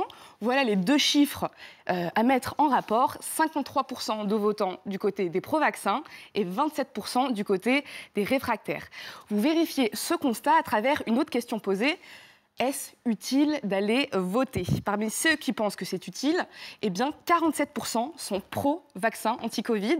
Et à contrario, parmi ceux qui pensent que c'est inutile, eh bien 17% adhèrent à la vaccination. L'autre aspect saisissant de cette enquête, Aïcha, c'est qu'elle établit un lien entre le revenu, l'adhésion au vaccin et l'abstention pour ces élections régionales. Qu'en est-il précisément? Les chiffres sont assez éloquents. Parmi ceux qui gagnent moins de 1 400 €, vous le voyez juste ici, seuls 29% sont pro-vaccin sans aucune réserve et seuls 27% d'entre eux iront voter aux élections régionales, au premier tour des élections régionales. On comprend que pour une large part, ce sont les mêmes. En revanche, pour ceux qui gagnent le plus, donc plus de 4 500 €, eh bien 57% sont pro-vaccin sans aucune réserve et 54% iront voter au régional. Je précise que ces chiffres peuvent paraître faibles, mais il ne s'agit là que des interrogés de moins de 55 ans. Un tout dernier point à noter, c'est qu'au cœur de tout ça, il y a la notion de confiance. La confiance dans les autres, la confiance dans la société. Voilà, c'est cette attitude-là qui est déterminante. C'est ce que vous expliquez, Monsieur Jaffray. C'est dans le système de valeurs que se révèle pleinement la proximité des attitudes entre l'indice de participation électorale et l'adhésion vaccinale. On y retrouve les mêmes traits: ouverture aux autres et au monde, adhésion aux institutions, à la démocratie ainsi qu'à la délégation aux élus et aux autorités publiques. Vous posez ainsi la question suivante: souhaitez-vous que la France se protège davantage du monde? Eh bien, seuls 30% des personnes interrogées qui le souhaitent donc adhèrent au vaccin. Seuls 37% iront voter dimanche, vous le voyez juste ici. Et à contrario, 49% des personnes qui souhaitent plus d'ouverture au monde adhèrent au vaccin. 48% d'entre eux ont l'intention de voter au régional. Et dernière question assez étonnante que vous posez également, Monsieur Jaffray: faites-vous confiance à vos voisins? Eh bien, 16% de ceux qui n'ont pas du tout confiance en leur voisinage adhèrent au vaccin et 28% d'entre eux iront voter aux élections régionales de dimanche. Et parmi ceux qui, au contraire, ont une totale confiance en leur voisinage, eh bien, 48% adhèrent au vaccin et 52% iront voter dimanche au régional. Merci Aïcha. Donc il y a une première information importante dans cette étude, c'est que Jérôme, quand il n'est pas sur ce plateau, il travaille. Il ne dort pas. Il bosse. Il bosse. Non, plus sérieusement, peut-être ça correspond à une intuition qu'on pouvait avoir. La défiance anti-vaccinale, d'une certaine manière, c'est la défiance anti-système. Mais c'est quand même frappant de voir la correspondance entre l'envie de voter et l'envie de se faire vacciner, ou inversement, l'envie de s'abstenir et l'envie de ne pas se faire vacciner. Ça vous a surpris aussi, Jérôme? Bien sûr, mais attention, je ne prétends pas expliquer une attitude par une autre, si vous voulez. Je constate simplement qu'il y a un lien, un rapprochement, mais évidemment, il n'y a pas un ajustement parfait, d'abord, puisque 53% des gens qui ont une adhésion vaccinale comptent aller voter, et donc une partie importante n'ira pas. 27% des gens qui n'adhèrent pas au vaccin iront voter. Cette différence. Mais ça fait quand même une différence considérable. Surtout qu'il faut rappeler que je l'ai également vérifié parmi les moins de 55 ans, parce que les plus de 55 ans, ils ont été en priorité vaccinale. Ils ont été beaucoup plus vite. Les moins de 55 ans, ils n'étaient pas en priorité vaccinale. Or, on trouve le même écart d'environ 20 points également dans cette population. J'ajoute que j'utilise là les données du baromètre de confiance du Cevipof, dont vous avez déjà parlé. Je me souviens d'une émission que nous avions faite sur la droitisation dans les pays européens. C'est la même enquête, celle que conduit le Cevipof chaque année. Ce qui est intéressant, si vous voulez, c'est que ça rencontre quand même le double problème que nous avons. Dimanche prochain, il y a toute chance que nous ayons une abstention absolument massive. C'est-à-dire que la figure de l'électeur dimanche prochain, c'est la figure d'un abstentionniste. 60% environ, et les derniers sondages confirment qu'on reste sur ces idées, 60% des électeurs n'iront pas voter dimanche prochain. Et d'autre part... Par rapport aux précédentes, ça fait combien? C'est au moins 10 points de plus qu'aux précédentes élections régionales. Ça veut dire quand même, et on l'a eu au municipal l'année dernière, ça veut dire que les électeurs prennent l'habitude de ne pas aller voter dans les scrutins. Ça, c'est un vrai problème démocratique majeur. Je fais une petite parenthèse, Jérôme. Peut-être aussi, on sait que traditionnellement, c'est les plus âgés qui votent le plus. Même s'ils sont vaccinés, il y a peut-être un facteur tout simple, c'est qu'ils ont peur de la promiscuité. C'est peut-être pour ça qu'ils iront moins voter. C'est une hypothèse. C'est une hypothèse, mais on peut penser qu'ils iront masquer, vacciner, voter. Non, c'est vrai. Masquer, vacciner, voter, c'est le slogan que je proposerai au centre civique pour aller voter. Et l'autre risque, c'est le plafond de verre de la vaccination.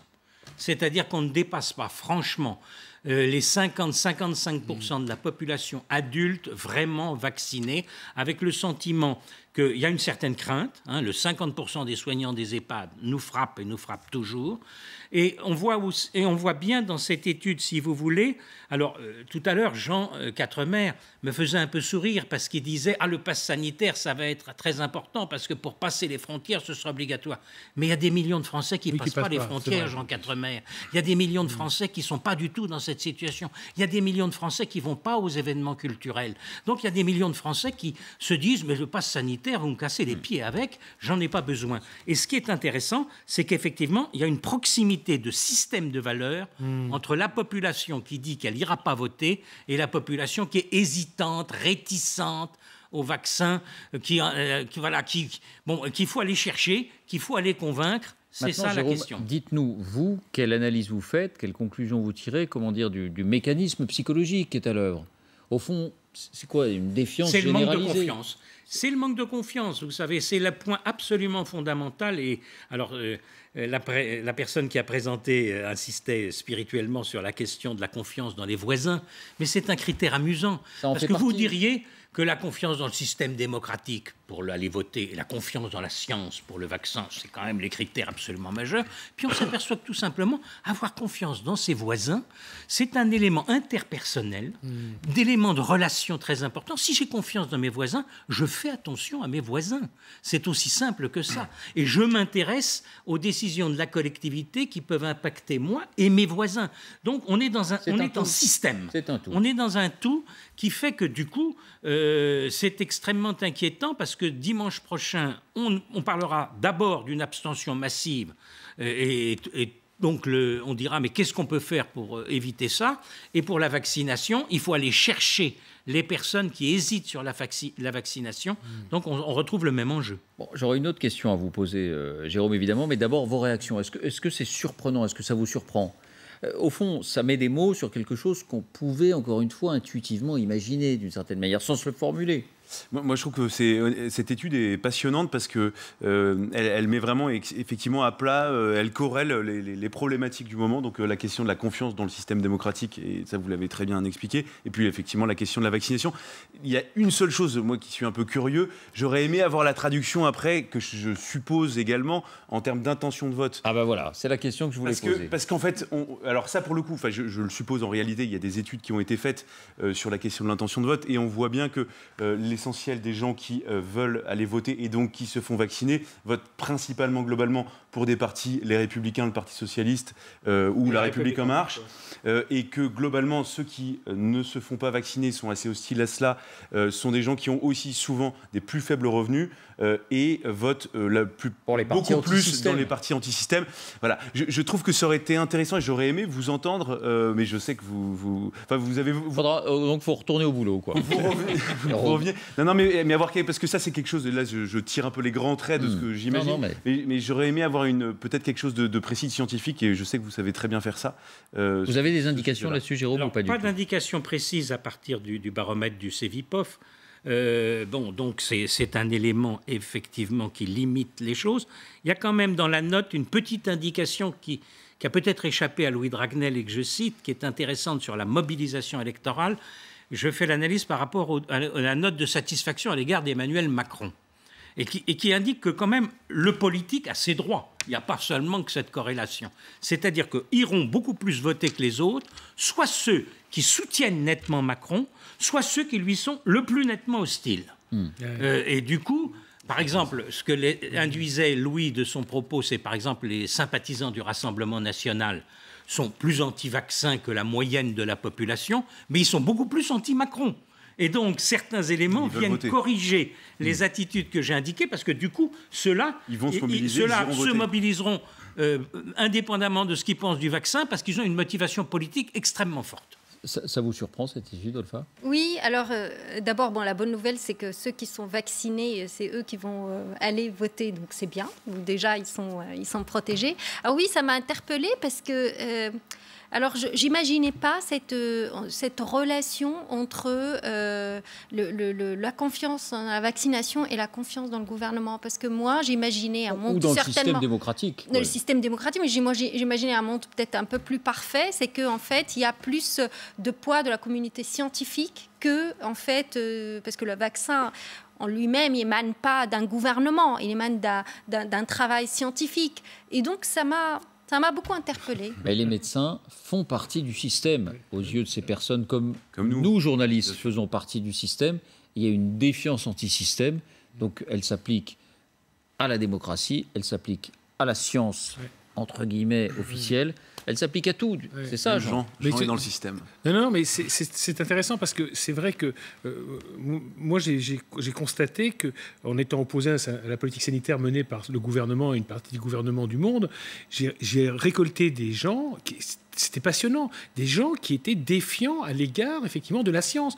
Moi, je n'avais pas de défiance à l'égard de la science. Je considérais qu'il fallait qu'il y ait une discussion démocratique. Mais je vais arriver des gens qui expliquaient la Big Pharma, la manipulation, les conflits d'intérêts. Or, c'est vrai que sur les plateaux de télévision, depuis 1 an et demi, et à chaque fois, on voyait des gens qui s'exprimaient et qui avaient des intérêts, qui avaient des conflits d'intérêts parce qu'ils étaient impliqués dans des laboratoires qui défendaient telle ou telle solution, etc.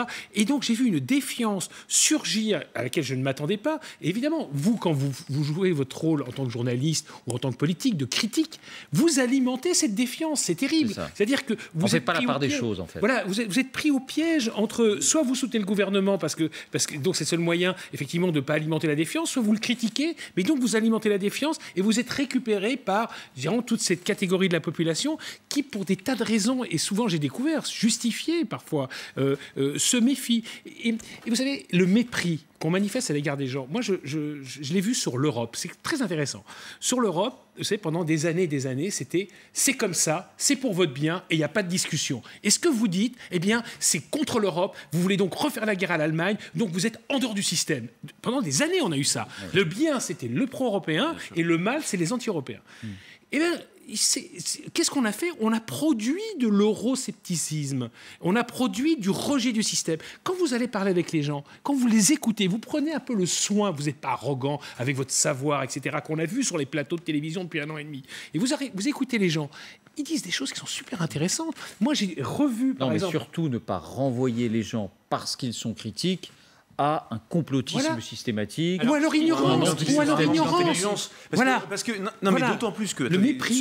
Sur le complotisme, je ne vais pas défendre les complotistes, mais il s'appuie aussi énormément sur la parole d'Olivier Véran, des paroles qui ont réellement été dites, d'Emmanuel Macron, de Jean Castex, et un certain nombre de contradictions. Donc tout n'est pas juste une pure invention de l'esprit. C'est-à-dire que c'est des gens qui n'ont pas forcément le même accès aussi à l'information que vous, que moi, et donc quand ils reçoivent quelque chose, et même nous tous, on a tous été un tout petit peu complotistes à certains moments pendant cette crise sanitaire. Il y avait des décisions qui étaient incompréhensibles. Surtout vous. Mais ce que dit Jean, c'est qu'on peut être critique sans être complotiste. Ça va de soi quand on le dit. Mais David, le problème aussi, c'est qu'on a renvoyé aussi dans le camp du mal qu'évoquait très justement Jean Quatremer, dès qu'on émettait la moindre critique, la moindre question. Et moi-même, je ne connaissais rien au début de la crise sanitaire aux questions scientifiques. Je pensais qu'il y avait une communauté scientifique et que tout le monde était d'accord. Voilà, moi, je suis le naïf de l'histoire. Eh bien, j'ai découvert ça. Non, mais du coup, j'entendais des médecins qui n'étaient pas d'accord. Pour moi, honnêtement, c'était une épiphanie. Je découvrais un monde que voilà. Et du coup, si vous voulez, quand on est sorti de cette crise, où on a commencé à comprendre ce qui se passait, effectivement, on a fait cette catégorie, les gentils, les méchants, les bons, le camp du mal. Ceux qui savent, ceux qui ne savent pas. En fait, on a découvert aussi que la réalité était beaucoup plus complexe, qu'il y avait beaucoup de gris dans cette crise sanitaire. Et donc, en fait, je pense qu'il faut laisser entendre aussi, laisser s'exprimer des voix qui parfois sont un peu discordantes et montrent que c'est pas si simple que ça, que la vie n'est pas binaire et que le monde scientifique n'est pas binaire. Et ça a été le cas aussi pour... les soupçons de fuite d'un laboratoire. Au début, ceux qui disaient ont tous été taxés de complotisme. Bien sûr. Et finalement, c'est pas rejeté complètement. Donc il ne faut pas renvoyer, il faut faire attention à ne pas renvoyer systématiquement les gens, comme vous le dites très bien, Jean, dans cette catégorie. La dimension quand même du complotisme. Alors dans cette enquête du baromètre du CEVIPOF, il y a par exemple une question extrêmement intéressante qui a été posée. On demande si on est d'accord avec un certain nombre de formulations proches du complotisme, et on demande aux Français, s'ils sont d'échantillons interrogés, s'ils sont d'accord ou pas d'accord. Et il y a une proposition qui consiste à dire que le gouvernement profite de la crise sanitaire pour surveiller et contrôler les citoyens. Ah oui. Eh bien, presque la moitié de l'échantillon est d'accord avec cette formulation assez extraordinaire. Parce que c'est dire que ce petit tous anti-Covid que beaucoup d'entre nous ont rentré dans le smartphone permet de pister, de contrôler, de savoir. Donc on est dans beaucoup de Français, parce que là, on atteint presque la moitié de la population, pour être d'accord spontanément avec l'idée que derrière cette affaire du Covid, on en a profité pour mettre en cause profondément les libertés et les droits des individus. Et puis derrière ça, il y a aussi la notion d'autorité. les autorités publiques. Alors il y a une autre question intéressante qui est la confiance dans les autorités, par exemple pour le contrôle des aliments. Là aussi, on voit bien que c'est un critère qui fonctionne. La participation électorale et l'acceptation de la vaccination, si vous avez confiance dans le contrôle des aliments, eh ben, ça croît de façon linéaire sur les deux éléments. Ouais. C'est-à-dire qu'en d'autres, les autorités, c'est les autorités publiques. Ça intègre le monde scientifique, évidemment les élus, quels qu'ils soient, et le gouvernement aussi. Donc tout ça forme un tout et qui a une responsabilité extrêmement forte dans notre société. C'est ça que les autorités doivent jamais oublier. Or, il y a eu beaucoup de controverses de la communauté scientifique qui ont perturbé les Français depuis un an. C'est-à-dire qu'on s'attendait effectivement à une vérité, mais comme on était dans un domaine où elle n'était pas établie, c'est difficile. Les politiques aussi. Je voulais juste vous montrer une toute dernière séquence avant d'accueillir les partis pris, parce que vous ne l'avez peut-être pas vu, c'était il y a peu de temps, cet après-midi, lors du déplacement d'Emmanuel Macron en Picardie. Il se rend dans une école. Et il s'adresse aux enfants, et puis il y a un enfant qui lui parle de quoi? De la gifle, évidemment. Ah oui. Alors on est dans les antisystèmes aussi, je parle du gifleur, pas de l'enfant. Regardez. Dis-moi. Ça va la claque que tu t'es fait? Ah bah oui, ça va, c'est pas agréable. Hein. C'est pas bien. Hein. La claque.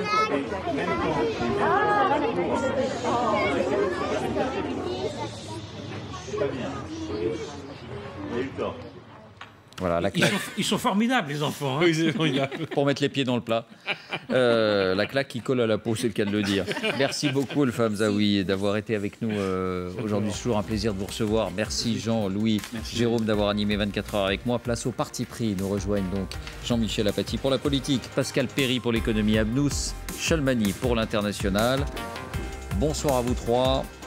Et c'est vous qui commencez, Jean-Michel, au confluent de la politique et de la justice, le réquisitoire dans l'affaire Big Malion qui demande 6 mois de prison ferme contre Nicolas Sarkozy. Et vous dites Nicolas Sarkozy qui les accumule d'un point de vue judiciaire. Oui, il les accumule parce que dans le procès dit Paul Bismuth, Nicolas Sarkozy est condamné à 1 an de prison ferme. Il a fait appel, enfin tout de même c'est spectaculaire. Et là le réquisitoire, vous l'avez dit, 6 mois de prison ferme et 3 750 € d'amende ont été demandés par les procureurs du procès Big Malion. Il faut rappeler rapidement peut-être ce qu'est Big Malion.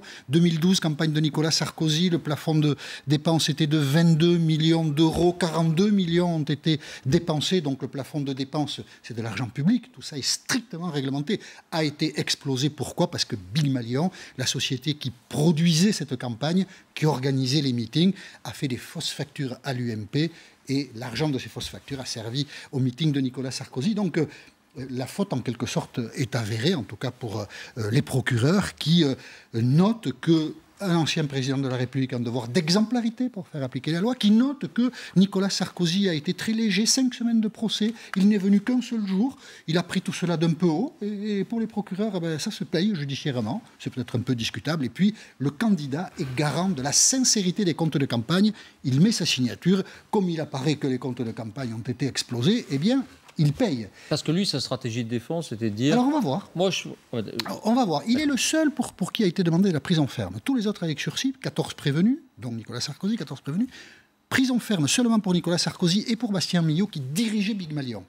La justice considère que Bastien Millot, directeur de Big Malion, ne peut pas dire « j'ai rien su, j'ai rien vu, j'ai rien entendu, je ne suis responsable de rien ». Donc lui aussi a de la prison ferme. Quelle a été effectivement la défense de Nicolas Sarkozy? Une défense singulière tout de même. Regardez, elle est où ma campagne en or massif, s'est-il défendu hier quand il a été devant le tribunal? Et puis aussi, cette autre phrase de Nicolas Sarkozy hier devant le tribunal, « cet argent n'a pas servi à ma campagne ». Sous-entendu, ces 20 millions d'euros, ils sont dans la poche de quelqu'un. Cherchez mieux, dit-il au juge. Alors, pendant l'instruction, les juges d'instruction ont cherché où était passé cet argent. Ils ont fouillé les poches de Jean-François Copé, ils ont fouillé les poches de son directeur de cabinet, Jérôme Lavrieux, ils ont fouillé les poches des dirigeants de Big Malion, puisque tous les soupçons de l'équipe de Nicolas Sarkozy s'orientaient notamment vers Jean-François Copé, qui aurait constitué un trésor de guerre. Personne n'a rien trouvé.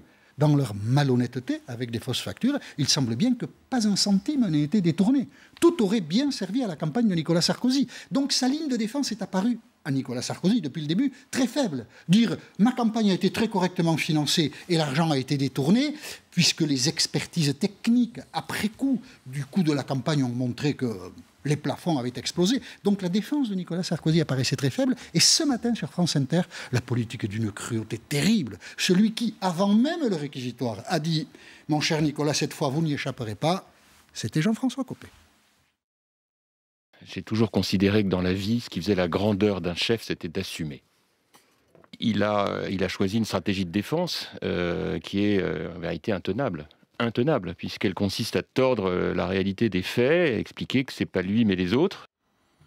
Jean-François Copé a raison. Il avait obtenu un non-lieu, Jean-François Copé. Alors lui, effectivement, a obtenu un non-lieu. Il a raison en ce sens que soutenir que la campagne a été correctement financée, vu le travail des enquêteurs, les expertises qui ont été très précises, ce n'était pas une ligne de défense. C'était évidemment un suicide judiciaire. Et c'est terrible d'avoir un ancien président de la République victime d'un réquisitoire qui demande contre lui 6 mois de prison ferme, tout de même. C'est absolument terrible. Mais Jean-François Copé dit il faut qu'un chef assume. Bien sûr, mais enfin Jean-François Copé, à l'époque, il dirigeait l'UMP. Et alors lui, la campagne se termine en mai 2012, et Libération sort un article qui fait le point de toute la carambouille en avril 2014. Eh bien, entre mai 2012 et avril 2014, mais Jean-François Copé, patron de l'UMP, qui a quand même payé 20 millions d'euros de fausses factures, mais il ne savait rien.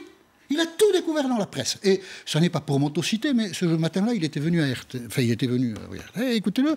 Voilà, ce qu'il disait, c'était tout de même assez pitoyable. Regardez.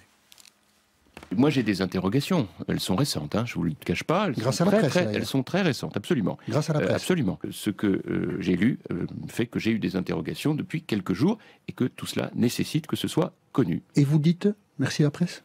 Sur ce point précis, oui. Je dis merci la presse. On se moque des gens. Comment Jean-François Copé peut-il dire qu'il n'avait rien su pendant 2 ans? Si Libération a été informée, c'est évidemment qu'à l'intérieur de l'UMP, la marmite était en train de bouillir. Et il y a des gens qui racontent une histoire. Parce qu'ils sont choqués ou ils veulent régler des comptes, on ne sait pas. Mais c'est évidemment de l'UMP qu'est partie les informations. Puisque l'UMP s'est fait rouler dans la farine, gruger. Et donc, Jean-François Copé, personne ne lui a jamais rien dit, nulle part, jamais. Enfin, ça ne tient pas debout. Et d'ailleurs, il y avait 2 procureurs cet après-midi. L'un des 2 a noté, il a raison, que ceux qui ont assumé à partir de 2014, ce sont les hommes d'affaires. Et ceux qui ont menti du début jusqu'à la fin, c'est-à-dire jusqu'à aujourd'hui, moment des réquisitoires, ce sont les responsables politiques. Et ça pose une grave question. Les responsables politiques ont agi dans cette histoire, comme tout le temps, avec de l'argent public. Ils s'engagent au nom des citoyens. Ils servent de l'argent qui est ensuite remboursé. Il y a un plafond de 22 millions, les dépenses, puis on est remboursé, évidemment pas plus de 22 millions puisque c'est le plafond légal. On est remboursé avec de l'argent public. On est remboursé avec l'argent public. Donc ils doivent bien un peu d'honnêteté aux citoyens, tout de même. Non, bien entendu. Ce que je veux dire, c'est qu'au départ, c'est des dépenses qui sont remboursées. Et de toute façon, on ne doit pas dépasser le plafond de 22 millions et demi d'euros des dépenses. Mais si vous voulez, l'idée que tout de même, la vie politique, et c'est une bonne chose, vive de l'argent public, oblige ensuite les responsables publics pas de l'honnêteté, mais un minimum d'honnêteté. Et c'est un naufrage. D'ailleurs, on n'entend personne de l'UMP commenter tout cela. Pourquoi les gens s'abstiennent? Pour tout un tas de raisons, mais franchement, ça en fait partie. Et Jean-Michel, l'autre volet de la défense de Nicolas Sarkozy, c'était de dire moi, je présidais la France, j'étais président candidat, c'est pas moi qui signais les chèques, je ne savais pas que le plafond avait été dépassé.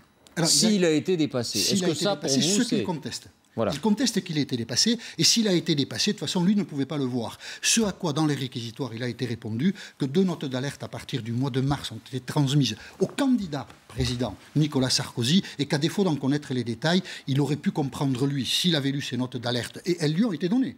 Imaginons qu'il ne les ait pas lues, mais elles lui ont été données. S'il les avait lues, il aurait pu comprendre dès le 7 mars.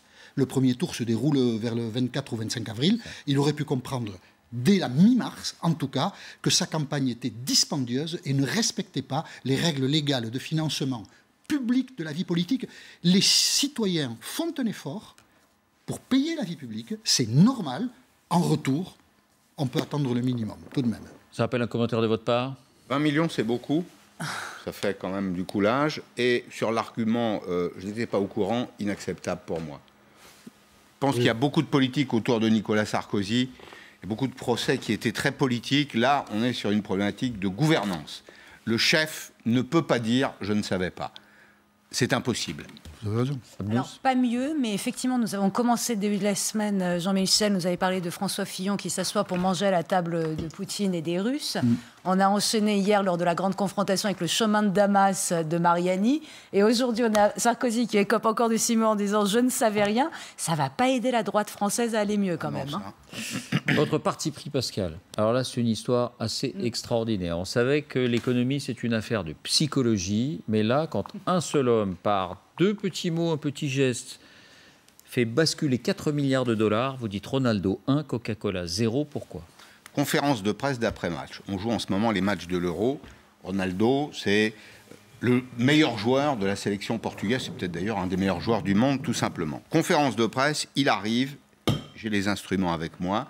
Il écarte Coca-Cola et puis, hop, qu'est-ce qu'il fait? Il sort une bouteille d'eau. Même chose.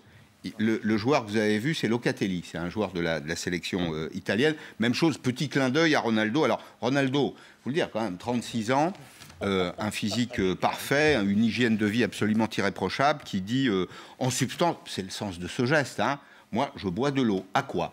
À quoi? Je bois de l'eau, je ne bois pas... un soda sucré. Je produis un soda sucré. Troisième temps, parce qu'il y a un troisième temps, vous avez un joueur de l'équipe de France, cette fois-ci, toujours un peu dans le rôle de l'homme sandwich, si vous voulez. Hein, les marques, voilà. Vous avez Paul Pogba. Alors, Paul Pogba, il est converti à l'islam. C'est un papa qui est chrétien, une maman qui est musulmane ou l'inverse, qu'importe. Il a choisi l'islam, il le dit d'ailleurs, il s'est réalisé dans sa vie.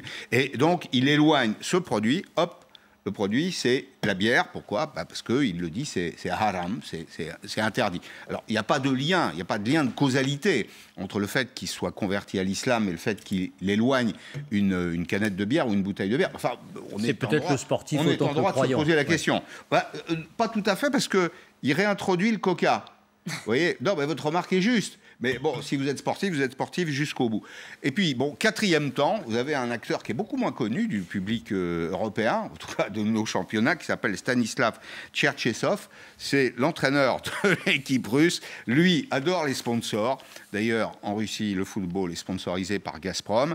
Il débouche la bouteille de Coca-Cola et il la boit. Je ne sais pas si c'est un geste politique, si c'est un petit clin d'œil de Poutine à Biden, mais en tout cas c'est presque ça, parce que vous avez d'un côté un Russe, de l'autre côté un produit américain. 2 gestes donc, on reprend Ronaldo, Pogba, 2 gestes, 2 symboliques, 2 conséquences totalement asymétriques. Le cours de Coca-Cola plonge dans les minutes qui suivent, dans les heures qui suivent le geste de Cristiano Ronaldo, le cours de Coca-Cola plonge et l'entreprise perd, alors c'est pas une perte en trésorerie, c'est une perte virtuelle, parce que c'est la valorisation boursière qui baisse de 4 milliards d'euros. En revanche, j'ai pas d'explication à vous fournir. J'en ai pas. Le cours de Henken augmente de 1 milliard d'euros. Alors, on ne connaît pas. Ce sont 2 entreprises, 2 marques qui financent le football et notamment qui sont des partenaires privilégiés de l'organisation européenne. On ne connaît pas exactement leur contribution. On sait que ça se chiffre quand même en dizaines de millions d'euros. Il y a probablement eu un petit coup de fil du patron de Coca au patron de l'UEFA en disant « Bon, vous êtes gentil, on met quand même beaucoup d'argent sur la table, mais il faut admettre malgré tout que les footballeurs sont devenus des médias. » Ceux dont on parle là, Ronaldo, quand il s'exprime, c'est une espèce d'icône, donc il a un langage iconique. Ce sont les nouvelles élites, hein, pour une partie des consommateurs. On cherche à les imiter. Et certains vous diront même, ils le disent d'ailleurs, que par ce petit geste, Ronaldo a été beaucoup plus efficace que toutes les campagnes qui ont été menées contre les boissons trop sucrées, les produits trop salés, etc. Enfin, vous connaissez les affaires, enfin, la formule en tout cas comme moi. Parfois, donc, les marques perdent le contrôle de leur image. C'est d'ailleurs le danger du sponsoring. C'est aussi d'ailleurs au passage un danger pour le football.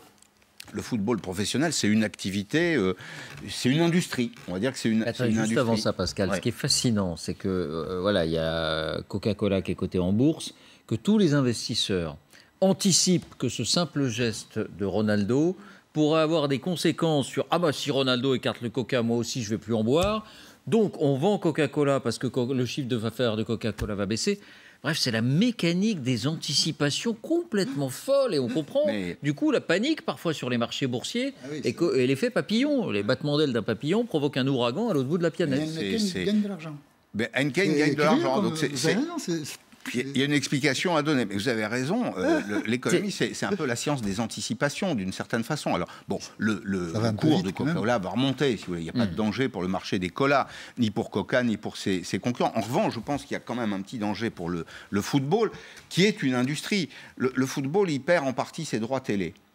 Il a perdu ses spectateurs, la recette billetterie. Il lui restait un troisième tiers pour assurer ses financements, c'est le sponsoring. Donc si vous avez aujourd'hui des francs-tireurs, parce que c'est ça quand même, qui prennent des initiatives, qui présentent un caractère éthique, ethnique, religieux, ça pose véritablement un problème à l'ensemble de l'industrie. Il y a quelques exemples, alors des exemples inverses qui montrent que les personnalités, celles et ceux qu'on montre à la télévision, ont une influence.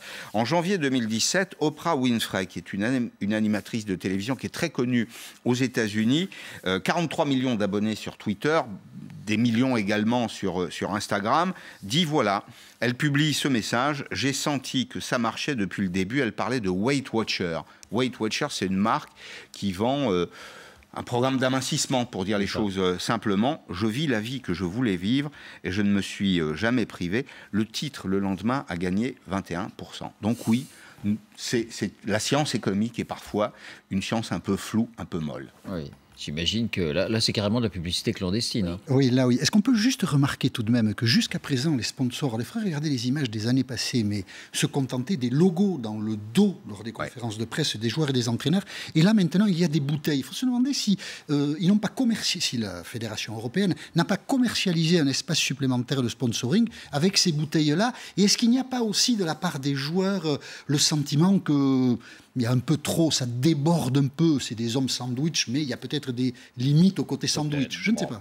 Ce sont des joueurs qui vivent pour beaucoup des contrats commerciaux qu'ils signent eux-mêmes. Mais en tout cas, là où ils ont raison, c'est ce qu'on dit tous à nos enfants, on boit trop de sucre, on mange trop de sucre, il vaut mieux boire de l'eau, il vaut mieux s'hydrater. Bon, fin de la parenthèse. Si vous voulez jouer au football comme Ronaldo, comme CR7 à 36 ans. Voilà. Abnous, votre parti pris international, panique chez les mollahs. Alors c'est l'élection présidentielle, le président iranien, il n'a pas du tout les mêmes pouvoirs que le président français, enfin c'est quand même une personnalité. Pourquoi panique chez les mollahs ? C'est demain l'élection, je crois. Oui, c'est demain, ça vote demain. Alors ça paraît complètement contre-intuitif. Là, vous voyez des images, on a l'impression que tout l'Iran, enfin l'abstention va gagner, on prévoit plus de 60% d'abstention. Et là, vous voyez sur les images, on a l'impression qu'il y a un seul candidat, celui de Ali Khamenei, le guide de la révolution. Et je vais vous expliquer pourquoi. Alors je vais commencer par expliquer le système électoral, sinon personne ne va rien comprendre. Depuis le début de la révolution islamique en Iran, vous avez un conseil des guides de la révolution qui choisit, qui présélectionne les candidats. Donc vous avez les gens déposent leur candidature et ce Conseil de la Révolution valide ou ne valide pas la candidature tel ou tel candidat. Ce qui me fait dire qu'ils paniquent, c'est la première fois où ils ont, mais c'est toujours verrouillé, mais ils ont verrouillé un degré un peu plus. C'est que là, vous allez voir des images du débat, vous avez 5 candidats conservateurs et 2 candidats réformistes. Et le Conseil des guides a refusé, voilà, on débat aussi en Iran, donc bien entendu, il n'y a que des hommes, et quand même plusieurs femmes qui sont présentées, elles ont été éliminées. Comme pour les régionales. Et ce qui est exact, ils sont un peu moins animés, ils sont un peu plus statiques. Là, ça a été assez terrifiant à regarder, mais ce qui est en plus terrifiant, c'est que Ali Larijani, par exemple, qui est le boss du Parlement, qui est à la tête du Parlement, qui est un proche du guide suprême d'Ali Khamenei, mais qui a soutenu Rouhani, le président réformateur, sa candidature a été écartée. C'est la première fois que la sélection est tellement radicale, verrouillée. Donc je me dis, ça sent pas bon chez les mollahs, parce que là, vraiment, ils ont tout fait pour que ce monsieur que vous voyez à l'écran, qui est donc Ebrahim Raïssi, gagne. Vous remarquez une chose qui est fondamentale, c'est que Ebrahim Raïssi a le turban noir. Oui. Dès que vous voyez le turban noir, il n'y a que les descendants du prophète Mahomet qui ont le droit de le porter. Et Raïssi a déjà été désigné par l'ayatollah Ali Khamenei pour lui succéder à la place de guide suprême. Donc il faudra réorganiser dès les élections pour qu'il soit président. Parce que celui qui gouverne l'Iran, c'est le guide suprême de la révolution, en l'occurrence. C'est lui qui a tous les pouvoirs. Il a le nucléaire, il a l'intérieur, il a l'extérieur, il a tout. Donc, c'est ce monsieur qui risque de devenir président demain, élu avec très peu de voix, mais on a l'impression qu'il n'y a que lui Moi, ce que j'entends de gens qui m'appellent de Téhéran, c'est qu'il n'y a que des portraits de lui. C'est partout. Alors, qui est ce monsieur? C'est là où ça devient intéressant. Ce monsieur, c'est le monsieur justice de la République islamique d'Iran. On le présente comme quelqu'un de bienveillant. Ce monsieur est le monsieur répression. Dès qu'il y a une répression en Iran, vous êtes sûr qu'il est derrière. Pour vous donner un exemple, après la guerre Iran-Irak, il y a eu un espèce de conseil de justice qui s'est monté pour juger les traîtres. Ce monsieur a envoyé des milliers d'Iraniens, de prisonniers politiques à la mort, dont certains n'ont même pas retrouvé les cadavres. 2009, contestation de l'élection d'Ahmadinejad, c'est lui qui s'est occupé de la répression. Il a envoyé des milliers et des milliers d'étudiants et d'Iraniens derrière les barreaux. Et il continue, c'est monsieur répression. Il se présente comme le candidat anticorruption, on l'appelle l'incorruptible. C'est facile quand ça fait 40 ans qu'on a la main dans le pot de miel.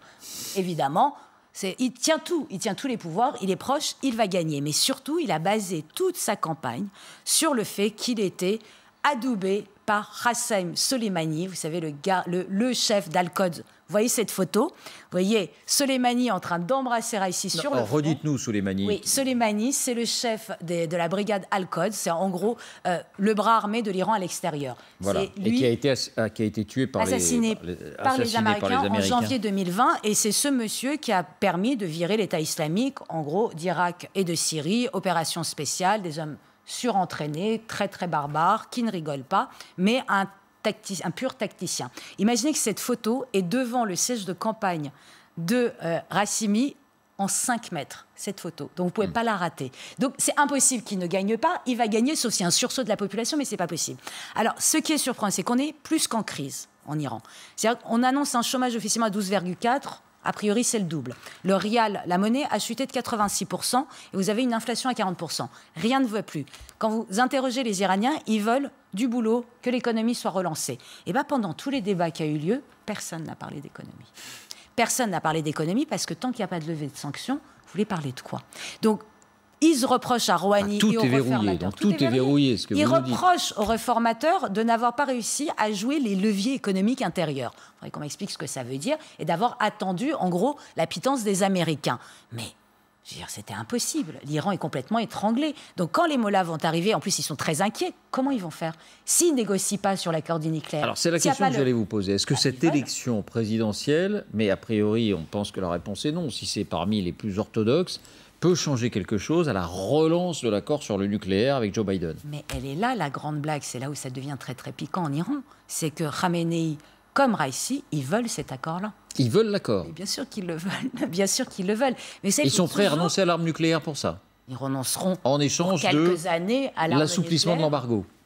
Est-ce qu'ils ont vraiment envie de l'arme nucléaire? C'est sûr qu'ils ont besoin de nucléaire pour sortir du pétrole et que ce levier du nucléaire, de l'arme nucléaire, leur permet d'asseoir leur pouvoir vis-à-vis d'autres nations arabo-musulmanes en disant « Regardez, on tient tête à tout le monde ». Il faut toujours garder en tête que les Iraniens sont profondément orgueilleux et profondément nationalistes.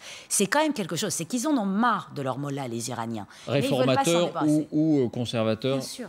Pareil. Bien sûr. Ce qu'ils veulent, c'est qu'ils ne veulent pas se débarrasser de leur mollah, ça fait leur spécificité. Donc il faut essayer de comprendre en jonglant avec ça. Résultat, on aura les conservateurs, mais l'accord sur le nucléaire est toujours sur la table.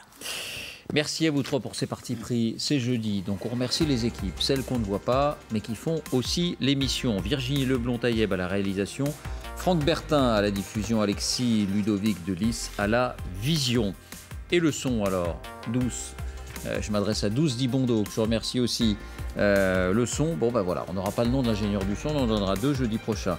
Merci à Romain Messier à la rédaction en chef, à Aurélie Delmour à l'édition.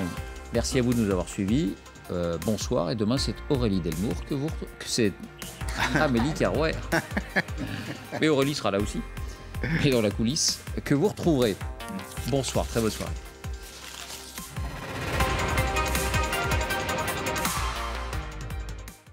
C'était votre